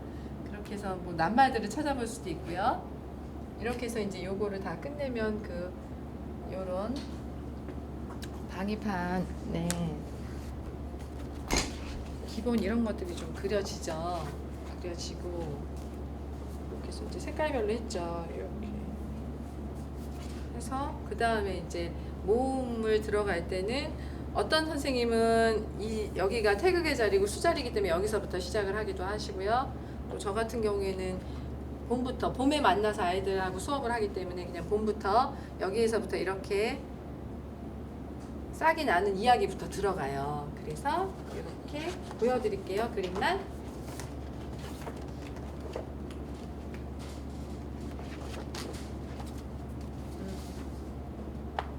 추운 겨울에 땅속에서 겨울잠을 자고 있던 싹이 봄빛을 받았어요. 아이 따뜻하네. 어디 한번 세상 밖으로 나가볼까? 하고 고개를 쏙 내밀었지요. 꼭지 이응이에요. 이렇게 해서 이야기 상을 갖는 거죠. 그리고 나중에 이제 여기에 배치가 이렇게 되겠죠. 그리고 나서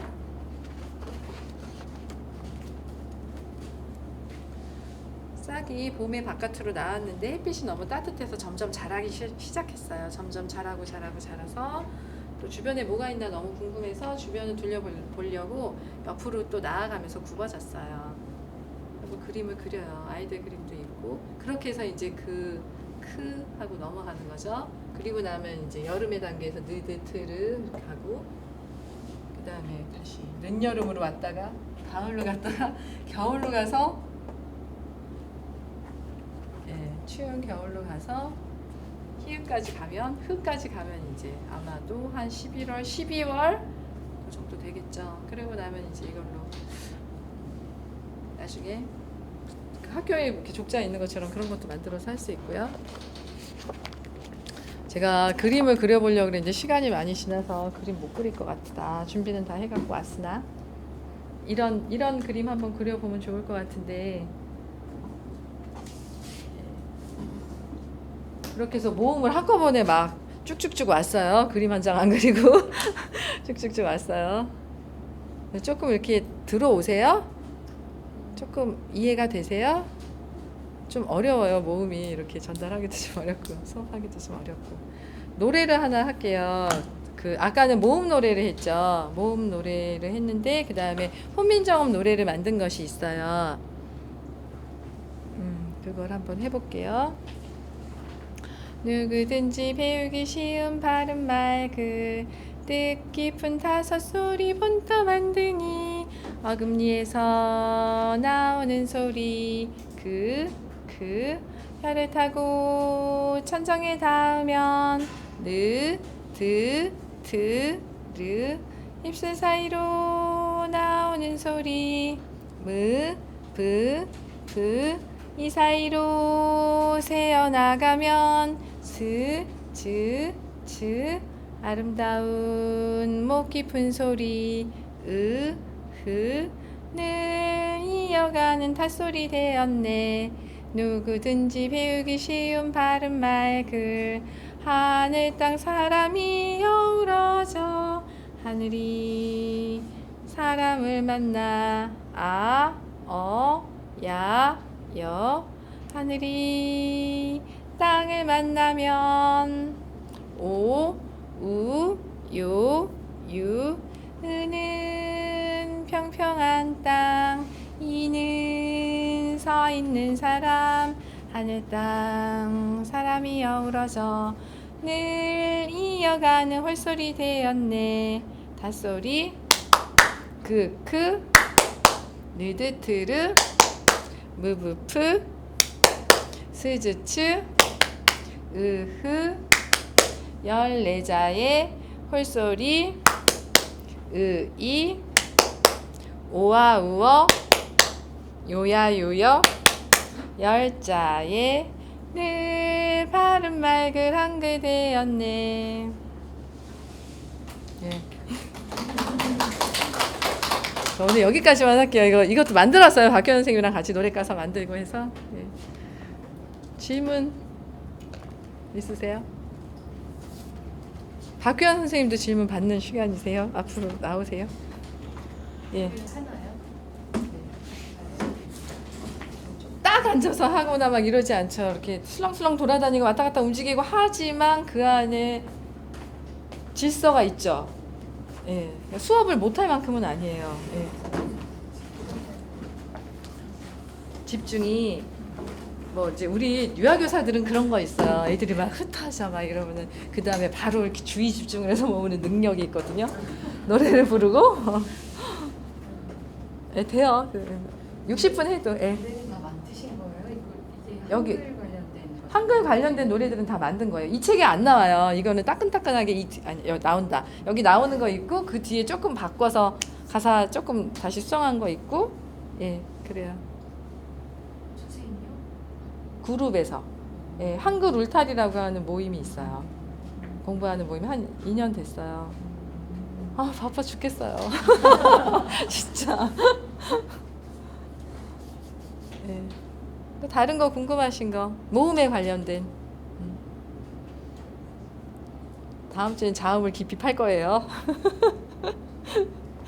자음이 더 재밌어요. 수업은 훨씬 재밌어요. 활동이 훨씬 더 많아요. 형상이 있어서 그래요. 모음은 감정이잖아. 이 감정을 어떻게 표현하겠어요? 근데 자음은 형상이 있잖아. 그치? 세상에 이렇게 보여요. 이렇게 형태들이 보이니까 훨씬 더 하기가 쉽죠. 낱말도 더 많고 예, 낱말놀이 해도. 자, 오전에 했던 훈민정 강의에서도 궁금하신 거 있으면 지금 질문하세요.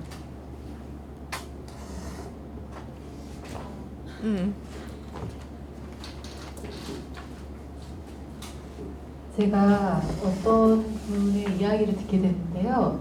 자신의 그 자녀가 딸아이인데요. 4살인가? 그때 한글을 뜬다고 하시는 거예요. 근데 가르치지도 않았는데 네, 이렇게 제가 볼 때 나중에 볼 때 그 엄마가 이렇게 말씀하시더라고요.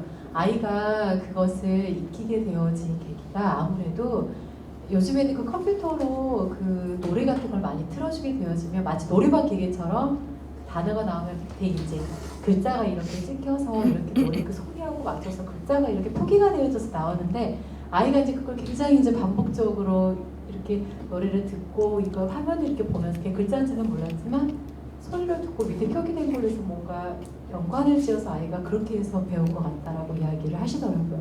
이제 이런 경우에는 조금 이 현상을 어떻게 이해를 할 수 있을까? 예를 들면 그냥 이거는 뭐 아까 전에 저희가 그 7세 이하의 친구들은 여튼 그 이렇게 문자 교육이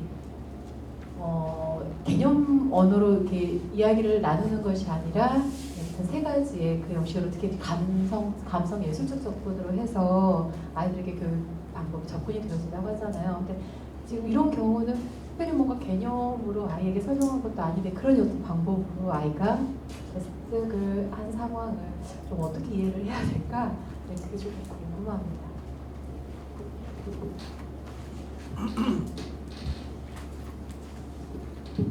그 질문하시는 그 요지가 어떻게 이해라고 하는 걸 조금 더 구체적으로 말씀해 주시죠. 저는 이게 개념 언어로 아이가 습득을 한 것 같지는 않은 거예요. 하나의 그렇죠. 아이가 그림으로 조금 습득한 그렇죠. 건가? 라는 생각이 들다 보니 예, 그렇죠. 이러한 게 아이에게는 좀 특별히 부정적인 영향이나 그런 영향 부정적이죠. 부정적인 예, 미디어를 통해서 소리하고 글자 모양하고를 자연스럽게 그 나이 때 아이들은 말 발달하면서 이제 기억력이 초기에 굉장히 빠르게 이렇게 성장하고 있는 시기이기 때문에 어떤 소리하고 모양하고 이런 것들을 반복적으로 제시가 되었을 때 아마도 금방 익힐 수 있겠죠. 암기하듯이. 특정 발음하고 특정 글자의 모양을 반복적으로 연결하는 것을 보면서 암기가 된 거죠. 그렇게 익히지 않았겠습니까? 미디어를 보고 익혔다면. 그렇죠. 그래서 7살까지 발달 단계가 아까 몸을 형성하는 시기라 그랬잖아요. 그래서 발달 단계에 맞춘 교육으로 해야 되는 건데, 그러면 아까 제가 얘기한 게 그림, 상으로 다가가는 거하고 그다음에 동작으로 다가가는 거죠. 몸을 이용해서. 그러니까 여러 가지 활동들을 이렇게 하잖아요. 우리가 노래도 하고 뭐 율동도 하고 뭐 시도 있고 그렇게 되는데, 지금 이제 그 경우는 머리로 들어가는 거예요. 동작을 통해서 사지로 들어가는 게 아니라 머리로 들어간 거죠. 걔가. 그러면 그것을 그때 다 깨쳤다고 하더라도 우리는 그런 원리에서 추측을 해볼 수가 있는 거예요. 이 아이가 좀 몸을 형성하는 생명력이 머리로 가서 몸이 좀 허약해지겠구나 라고 하는 걸. 자연 상태로 아이들이 4살 정도 되면 그렇게 한글만 띄는 게 아니라 한자도 무척 띄는 거 봤어요. 천자문 같은 거 다. 그런데 그게 반복적인 거죠. 반복적으로 해서 이렇게 카드놀이 막 이런 거 하니까 되더라고요, 한자가. 근데 사실 그렇게 돼서 그 아이들이 그다음 뭐 천재인가 영재인가 막 그런 생각을 해요. 부모님들이 그렇게 생각하는데 조금 시간이 지나고 나면, 어느 정도 시간이 지나면 싹 잊어버려요, 나중에. 그쵸? 예, 잊어버린다고요. 그래서 그것이 미디어를 통해서 전해졌다고 하는 게 조금 그런 거고, 예, 좀 그 아이에게 환경적으로는 좋지는 않은 건데, 뭐 어떤 가지고 나온 카르마가 있어가지고 그 나이에 뭐 알 수도 있어요. 그러나 그거는 자연스럽게 된다면 그냥 지나가고 나중에 다시 또 그런 것들이 익혀질 때 좀 다르겠죠? 그거는 예, 그런 면이 있어요. 단순히 그 나이 때 배우면 안 된다의 문제가 아니라 이걸 배워서 어떤 문제가 일어나는지, 왜 배우면 안 되는지를 좀 알면 좋겠다는 생각이 들어요. 사실 4살 때도 배우기도 하고, 어떤 애들 보면 막 제 목소리가 크죠. 어떤 애들 보면 3살 때도 그냥 우리 애는 그냥 안 가르쳤는데 했다고 하거든요. 그걸 그냥 스스로 했기 때문에 잘했다, 그냥, 아니면 그게 잘못됐다라고 이야기를 뭐 할 수 있는 것이 아니라, 그때 배우면 왜 안 되는지에 대한 것들을 한다면 그게 손녀이든 아니면 미디어든 배우면 안 되는 거잖아요, 사실. 그죠? 일례로 어떤 아이가 한글을 깨고 왔는데 제가 이렇게 막 물어봤어요. 이게 뭐니? 라고 물어봤죠. 어떤 간장 같은 걸 가지고. 그랬더니 다 상상하는 거예요. 엄청 많이. 그러더니 어떤 아이가 까나리 액젓이요라고 얘기를 하더라고요. 저는 그걸 먹어보지도 않았고, 어떤 아이들은 먹어도 보고 눈으로 보고 냄새도 맡는 동안 걔는 글을 읽더라고요. 상상을 하지 않죠.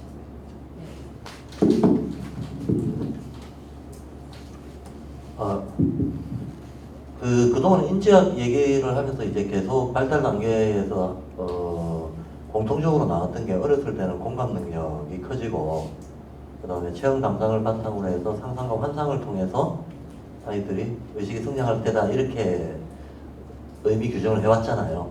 의미 규정을 해왔고, 여기에 쉽게 말해서 방해가 되는 요소가 개념, 논리, 표상 이런 것들이거든요. 그 방해가 되는 개념, 논리, 표상을 통해서 세계를 인식하거나 이해하거나 자기를 표현하도록 유도해 주는 게 문자거든요.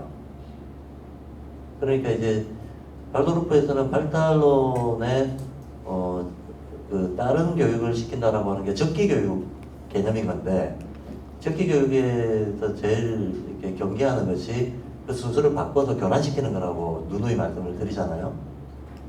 예, 그러니까 문자를 통해서 어떤 상황을 인식하거나 문자를 통해서 어떤 현상을 머릿속에 떠올리거나 하는 것 자체가 금방 유재현 선생님 말씀하신 것처럼 문자라고 하는 게 어디까지나 개념 논리를 통해 가지고 접근하는 거기 때문에 아이가 그 나이 때 마땅히 커야 되는 공감 능력, 어떤 감성적인 능력, 그 다음에 상상력, 뭐 환상에서 얻어질 수 있는 많은 그 나이 때 필요한 이런 것들을 교란시킨다는 거죠.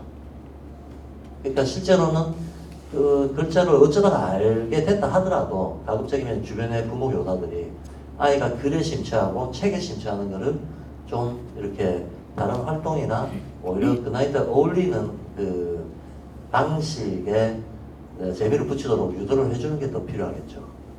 어쩌다 알았다 하더라도. 네.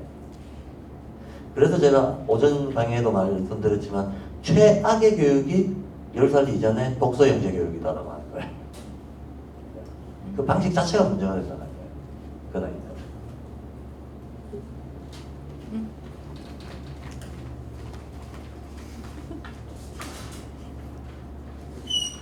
발달 단계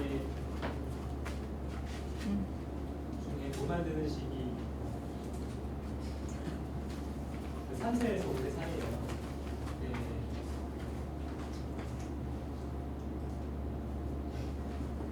3세에서 5세 그 장기가 형성된다는 시기에 색깔 체험을 색깔 체험이 나타나는 시기라고 이렇게 설명하신 거 기억하는데, 그때 이제 블럭 쌓기나 블럭을 무너뜨리기 같은 생성소멸 같은 그런 놀이가 색깔 체험이 나타나는 것은 어떤 연관성이 있는지, 무엇을 구체적으로 어떤 과정으로 발달시키고자 하는 건지가 좀 이해가 안 돼서 질문드립니다.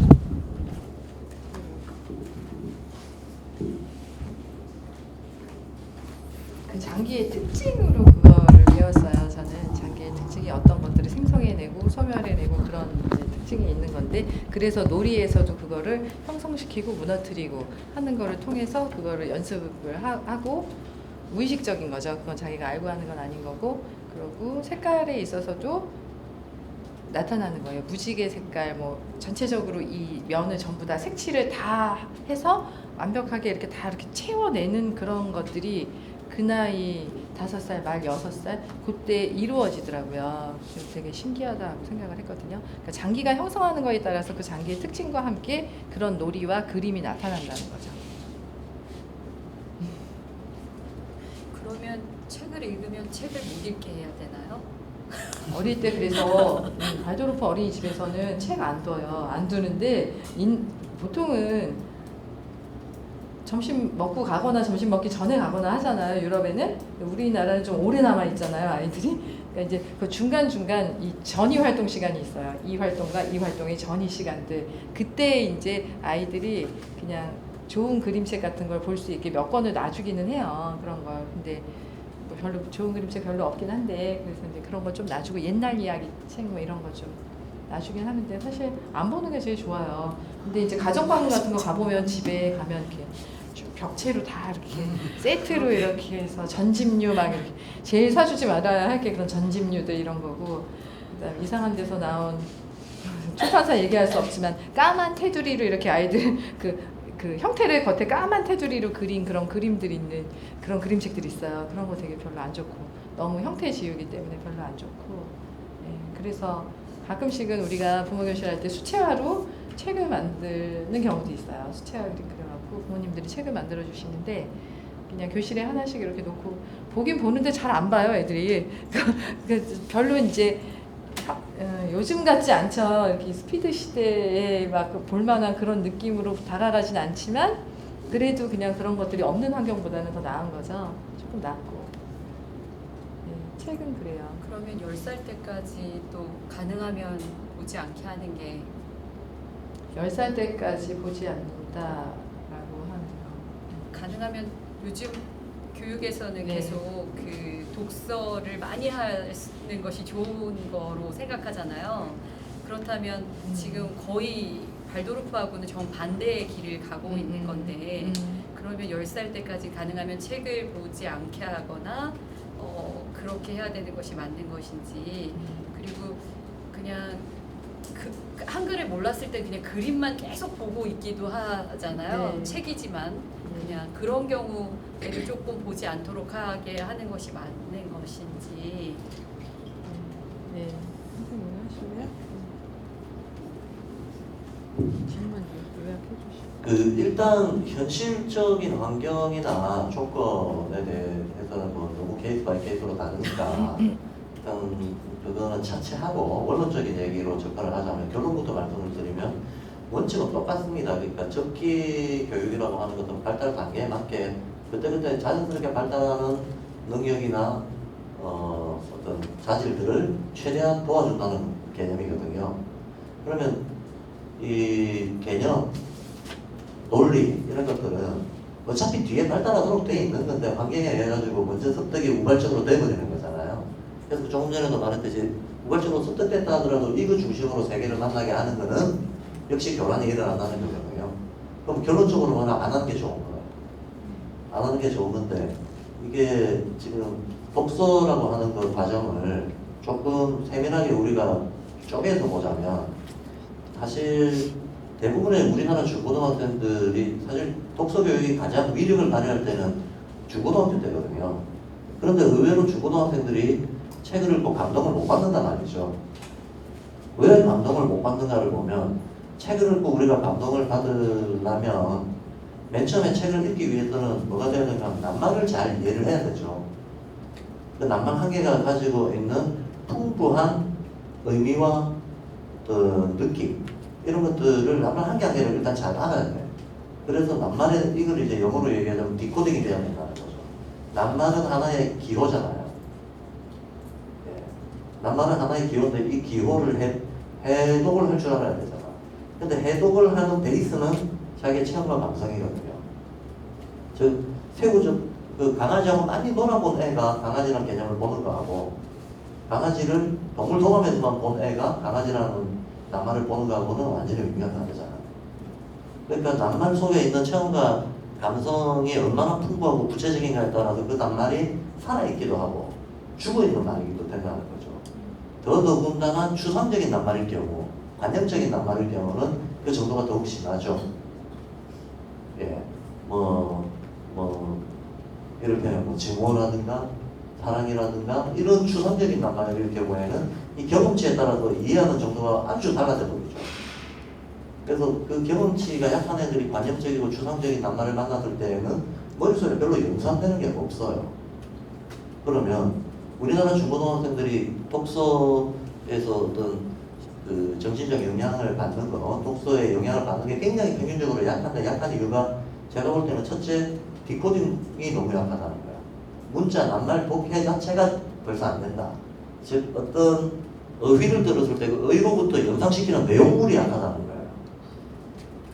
네, 내용물이 약하다.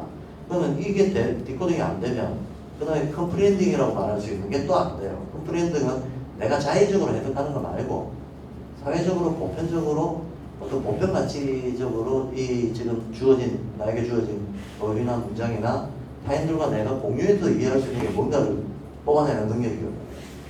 근데 앞에 디코딩이 안 되면 뒤에 컴프리엔딩도 잘 안 되게 돼 있어요.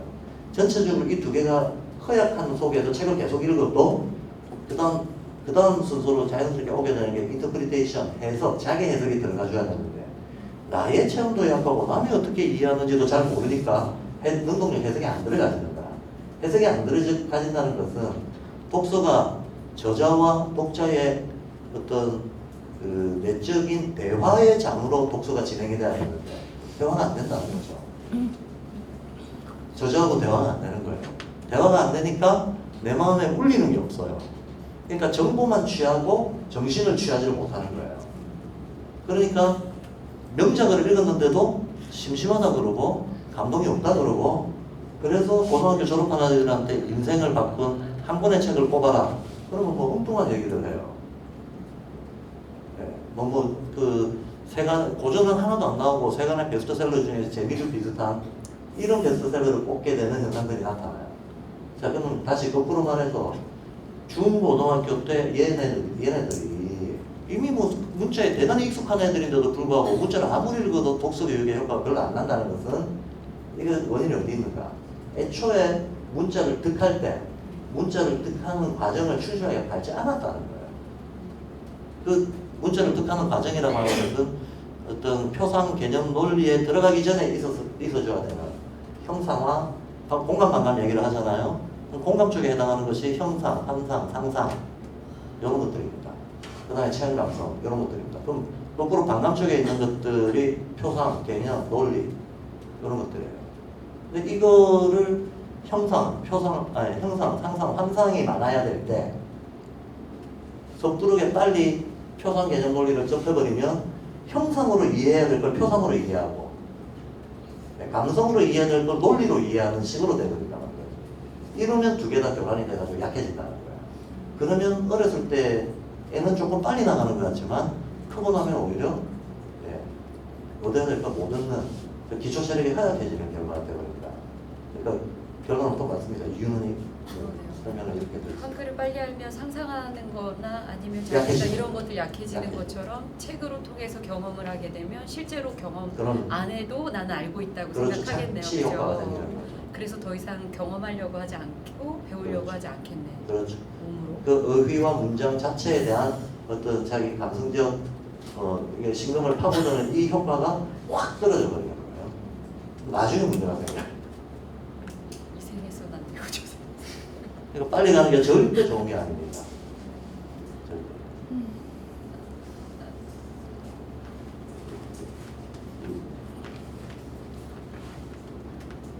유재현 선생님 수업 시험 보면서 참 행복하다라는 생각이 들었는데 맞습니다. 선생님 제가 유치원 때 뵀으면 한글을 제가 어떻게 이해했을지 너무 감사하고 아름다운 시간이었어요. 궁금한 거는 세 가지만 너무 많아요. 세 가지인데 간단한 궁금증은 우선 이제 글자 교육할 때 중요한 게 음가잖아요. 선생님 수업 안에서는 예를 들면 뭐 아로 시작되는 단어 안녕, 뭐 아버지 뭐 이렇게 같은 공통적인 음가의 어떤 특성을 강조를 알아놨던 저도 문자 교육할 때 패턴들이 안 보여서 그런 음가 교육을 어떻게 하시는지 우선 궁금했었고 두 번째로는 지금 질문 나오다가 갑자기 궁금해졌는데 어쨌든 7세라는 유치원 시기에 문자 교육을 시작했는데 독서 교육을 10세까지 하지 말라고 하는 거는 도구를 이미 줘놓고 도구를 쓰지 말라고 하는 것 같아서 또 아까 이렇게 박 교수님 말씀 강의하실 때 주셨지만 또 다른 또 유배원적인 태도가 아닌가 이런 생각이 조금 들었고 만약 시간이 된다면 그렇다면 유치원에 이렇게 문자 교육을 한 다음에 초등학교 1학년 들어가서 또 문자 교육을 할 것 같기는 한데 그때는 각각 어떤 특성을 좀 맞춰서 연계적으로 교육이 진행될지 세 가지가 질문이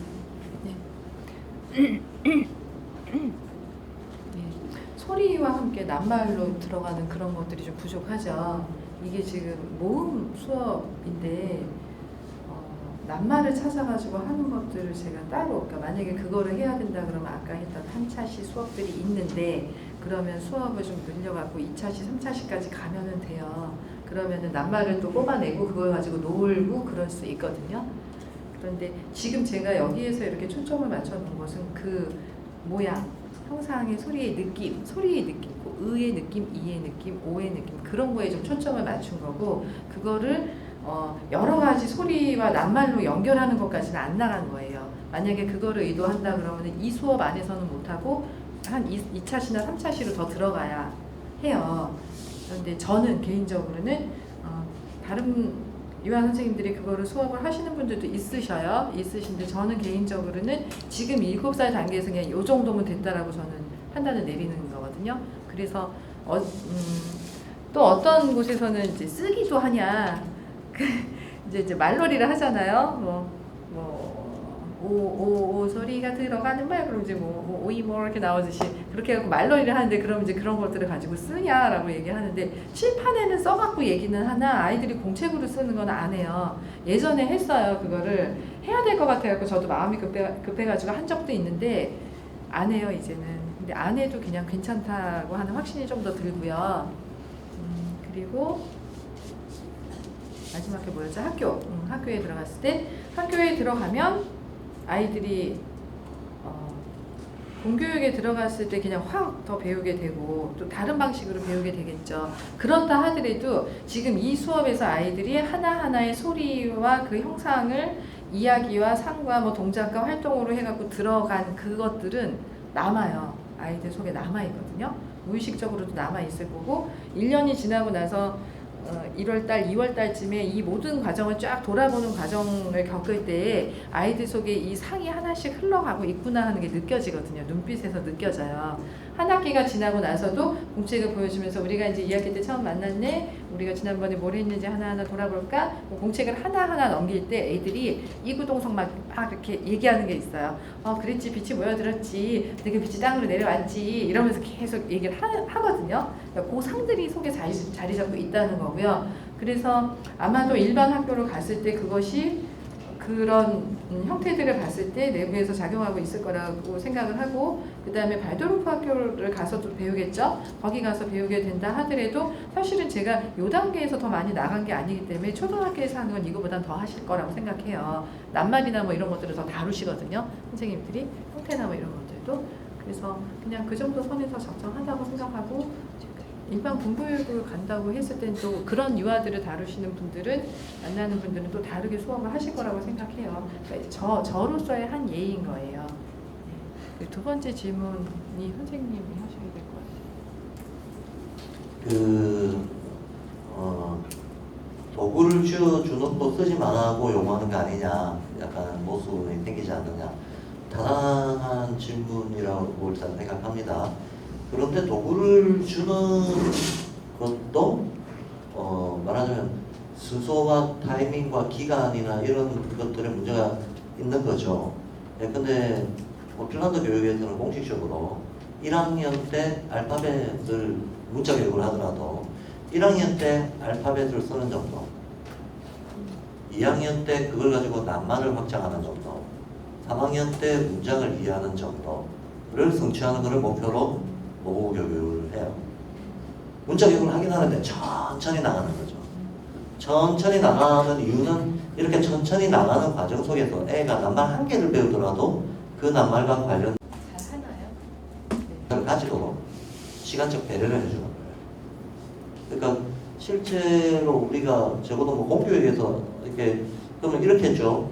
우리도 그렇게 천천히 가주는 게 일단 바람직하겠고, 천천히 간다 하더라도 어쩔 수 없이 우리 같은 경우에는 7살 초등학교 1학년 되면 여러 환경 요인 때문에라도 낱말과 함께 문장을 아는 정도의 아이들이 다 돼버리죠.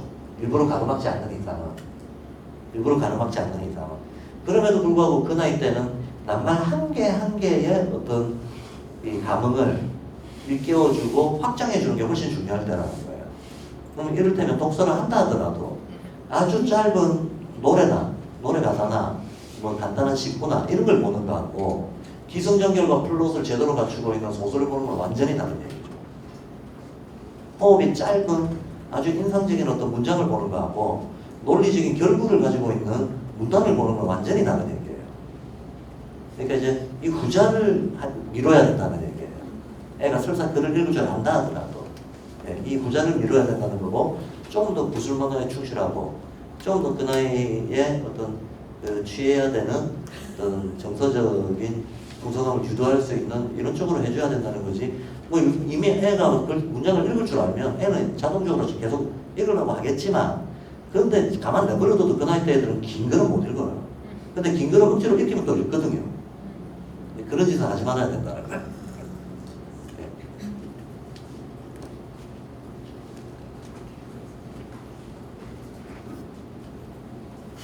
질문 있으시면 하셔도 됩니다.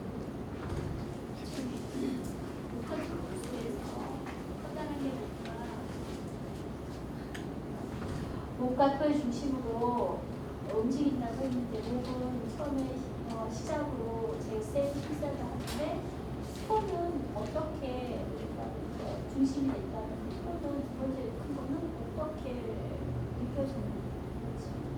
세상에 어떻게 전달될지. 죄송합니다. 이 질문에 대한 답은 지금 하지 말고 다음에 심화반의 성리학을 따로 다루는 때가 있으니까 그때 말씀드리도록 하겠습니다. 간헐적으로 할 건 아니고. 심화반 들으시나요? 것 같아요.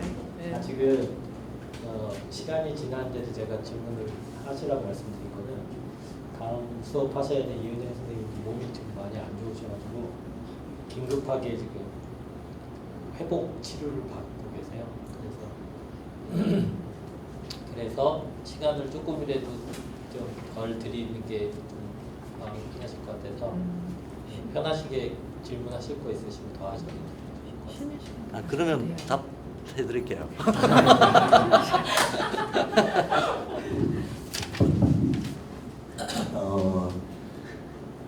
이제 갑을 병정 무기 경신 임계 이게 지금 십천간이잖아요. 그럼 오행이라고 하는 애가 오행은 태양계에서 지구에 비교적 큰 영향을 미치는 5개 행성을 말하는 거죠. 근데 이 5개 행성이 지구에 영향을 미치러 그 에너지장을 쏠 때 중간에 어떤 프리즘이 없는 게 아니고 프리즘이 있단 말이죠. 그 프리즘이 음양이거든요. 그럼 오행의 음양이라는 프리즘을 통과해서 들어오기 때문에 자연히 10개의 기운으로 분화가 되게 되어버리는 거죠. 그렇게 10개의 기운으로 분화되어 있는 것을 우리는 십천간이라고 합니다. 갑을병정 무기경신임계. 예. 근데 이 갑을병정 무기경신임계라고 하는 이 어떤 순서는 이 갑을이 전체 2개 합해서 병정이 2개 합해서 화 이런 식인데 갑을병정 무기경신임계라고 하는 흐름으로 기운이 형성되어 있는 것은 그냥 우주적 질서로 자연 법칙처럼 그렇게 돼 있는 거예요. 돼 있는 건데 그러면 얘네들이 방위라든가 계절이라든가 이런 거에 조응해가지고 이렇게 열을 짓게끔 돼 있는데 에너지장이 쉽게 말해서 순서도가 그려진다는 거죠. 그러면 이제 몸의 기운이 주로 목 기운이니까 몸 쪽에 가물이 배치가 되겠죠. 그러면 여름에 병정이 배치가 되겠죠. 그럼 가을에 경신이 배치가 되고 겨울에 임계가 배치가 되겠죠. 그럼 무기는 어디냐? 무기가 집중적으로 작동하는 때가 실제로는 화와 금 사이입니다. 예. 갑을병정 5번째가 무죠. 6번째가 기죠. 이 5번, 6번째가 실제로 이렇게 늘어놓고 보면 5, 6번이잖아요. 5, 6번 딱 중간에 있잖아요. 그죠? 중간에 있잖아요. 지금 제가 뭐가 많아서 공표 좀 공표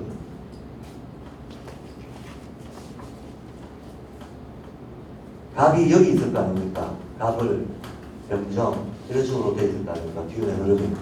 그럼 이쪽이 무, 기, 경신, 임계 이런 식으로 된다는 거예요. 동그라미로 그려보면 갑하고 맞은편에 있는 애가 기 정도가 되게 돼요. 자, 동그라미에다가 이걸 네모로 표현했지만 동그라미에다가 표현할 것 같으면 갑이 첫 번째잖아요. 그죠? 그러면 십천간이니까 5, 5 나눠버리면 그죠? 갑을병정 무까지가 5 아닙니까? 갑을병정 무까지가 5번까지 가겠죠. 그러면 기부터 시작해가지고 기, 경신, 임계 그렇게 되겠죠. 또 마주보고 있는 애들끼리 짝지운다라고 하면 갑하고 기하고 짝이 지어지죠. 갑하고 기하고 짝이 지어지는 거 맞죠? 그럼 요 짝지어진 이 라인이 서로 상호작용해요. 상호작용합니다. 그러니까 갑은 움직일 때 항상 기의 상호작용을 받으면서 움직이고 있다는 거예요, 이미. 예, 마주보고 있는 애들은 가장 상호작용이 큰 애들입니다. 그러니까 목 자체가 움직일 때 이미 토의 상호작용 아래에서 움직이고 있다는 걸 생각해야 된다는 거예요. 그러면 여기서 주도하고 있는 거는 얘하고 둘이가 지도를 하고 이 둘이가 함께 만들어내는 에너지 장 사이에서 나머지 애들이 논다는 거예요. 이해가 되시나요? 지금 물어보신 게 토가 어떤 식으로 작용을 하느냐는 답은 토는 갑하고 상대편에서 대대하고 있는 위치에 있기 때문에 이미 갑의 움직임에 하나의 조건적인 힘을 부여를 하고 있다라고 답을 드릴 거예요. 그래서 갑과 기가 어우러져서 만들어내는 어떤 기운이 있는데 그 기운이 전체 장을 형성하고 나머지 애들은 그 장 안에서 움직이는 거다. 이게 아무래도 일종의 천체 물리학 같은 거라 가지고 전체 상이 안 그려지면 제가 뭐라고 명제적으로 설명을 해도 금방 와닿지 않을 겁니다. 좀 구체적으로 질문하시면 구체적으로 답할 수가 있어요. 네? 좀 더 생각해 볼게요. 예, 예. 네.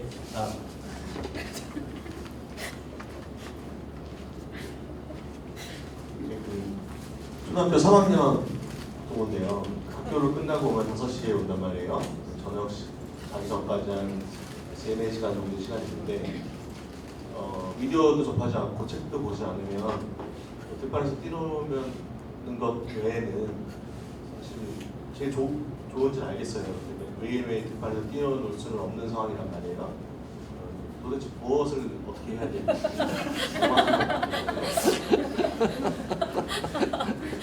누구에게 질문하시는 거예요? 스스로에게.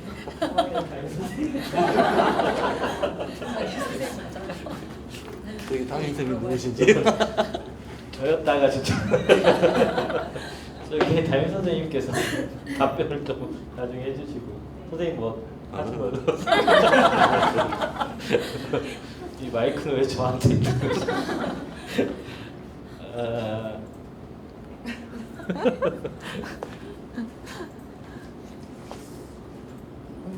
책 3학년. 네. 많은 아이들을 봤어요. 졸업해갖고 나간 많은 아이들이 초등학교 가서 지내고 또 뭐 이렇게 지내는 모습들을 보게 되잖아요. 걔네들이 이제 대학교 뭐 지금 3학년, 4학년까지 갔는데 제가 처음 양평에서 만난 애들이. 근데 지금도 중학교 가서 핸드폰 사주고 뭐 그런 경우 있고 아직 초등학교 4학년인데 아직 핸드폰 안 사준 아이도 있고. 책을 뭐 굳이 뭐 이렇게 권해서 읽어야 해라고 과제를 주지 않으면 자유롭게 찾아 읽겠죠. 그런데 이제 나쁜 책들은 좀 치워줘야죠. 그것이 환경을 마련해 주는 거죠. 그것이 아이들은 제가 보기에는요 좀 심심할수록 저희 아이를 키워가도 그렇고 심심하면 더 잘 놀아요. 뭔가를 찾아서 놀거든요. 그런데 이제 그 주변에 뭐가 있느냐가 문제인 거죠. 뭐가 있느냐. 그 주변에. 예, 그게 참 중요해요. 그래서 뭐 일반 주택에 살면 그거에 대한 환경에 따라 놀 텐데 이제 아파트라고 그러면 조금 다르기도 하나 그렇지만 아파트도 뭐 주거 환경이잖아요. 그러면은 환경을 이제 그 집 안의 환경을 어떤 도구들을 이렇게 갖춰서 주느냐 하는 게 중요할 것 같거든요. 보통 여자 아이들은 뭐 인형 그려서 놀고 오려 가지고 놀고 뭐 그렇게 놀잖아요. 텔레비전도 없이 있었고 양평 와서 텔레비전을 그냥 버렸어요.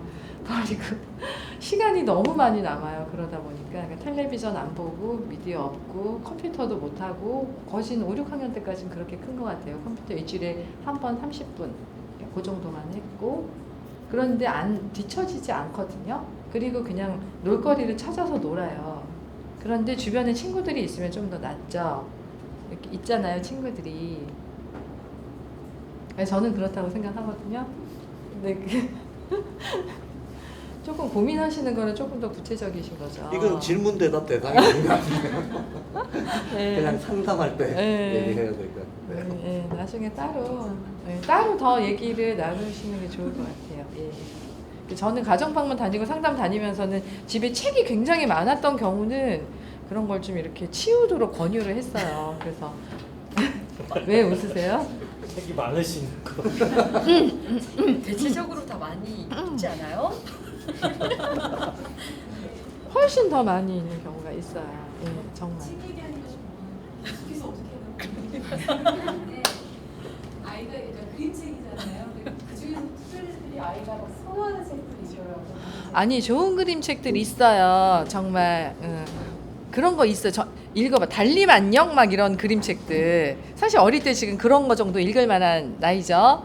제가 그거를 1년을 읽었거든요. 날마다 1년을 읽었어요. 그런데 어느 날 그림이 쭉 들어와요. 이게 명작이라고 하는 걸 알겠다. 예. 그런 느낌이 들어오거든요. 그러니까 그림이 말을 해요. 그림이 오늘 읽었는데 내일 또 다르게 들어오면서 그림이 나한테 막 말을 해. 그 정도 그림책 정말 훌륭하죠. 있어요. 그런 책들이 있는데 그거를 부모로서 교사로서 알아보는 눈이 있어야 그걸 고를 거 아니에요. 그러니까 그렇게 고르는 것도 좀 공부는 해야 돼요. 사실. 집에 있는 책을 어떻게 정리를 해야 예, 다 묶어서. 아이가 이제 어느 정도 알거든요. 어. 책이 있다라는 것들을 아는데 그 책을 정리할 때 어느 순간에 그것들을 엄마의 어떤 일방적인 행동을 이게 없어져 버린 상황이 돼서 아이가 오셔서 당혹감이나 천재감이나 이런 걸 경험할 수 있지 않고 있죠. 어떻게 그걸 좀 이렇게 정리해가지고 단계적으로 눈에 띄지 않게도 버리지만 만약에 눈에 띈다 그러면 그 의논도 하고 그럴 수도 있고, 예, 단계적으로. 바비 인형을 치우는데 몇 년이 걸렸어요. 한 번 치웠는데 금단 현상이 일어나가지고 다시 좀 붙여놨다 다시 또 이렇게 치우고. 예.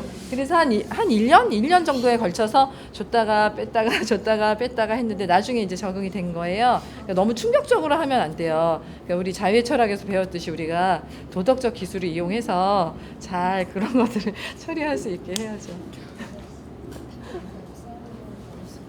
예, 이제 버리지 못해. 사원년 선생님 저기 숙제를 좀 내주셔야 되죠. 이제 조금 윤영 선생님도 회복이 되셨고, 그리고 여러분들도 많이 피곤하신 것 같아서 여기까지 Q&A를 하고 정각에 4시 정각에 시작할게요.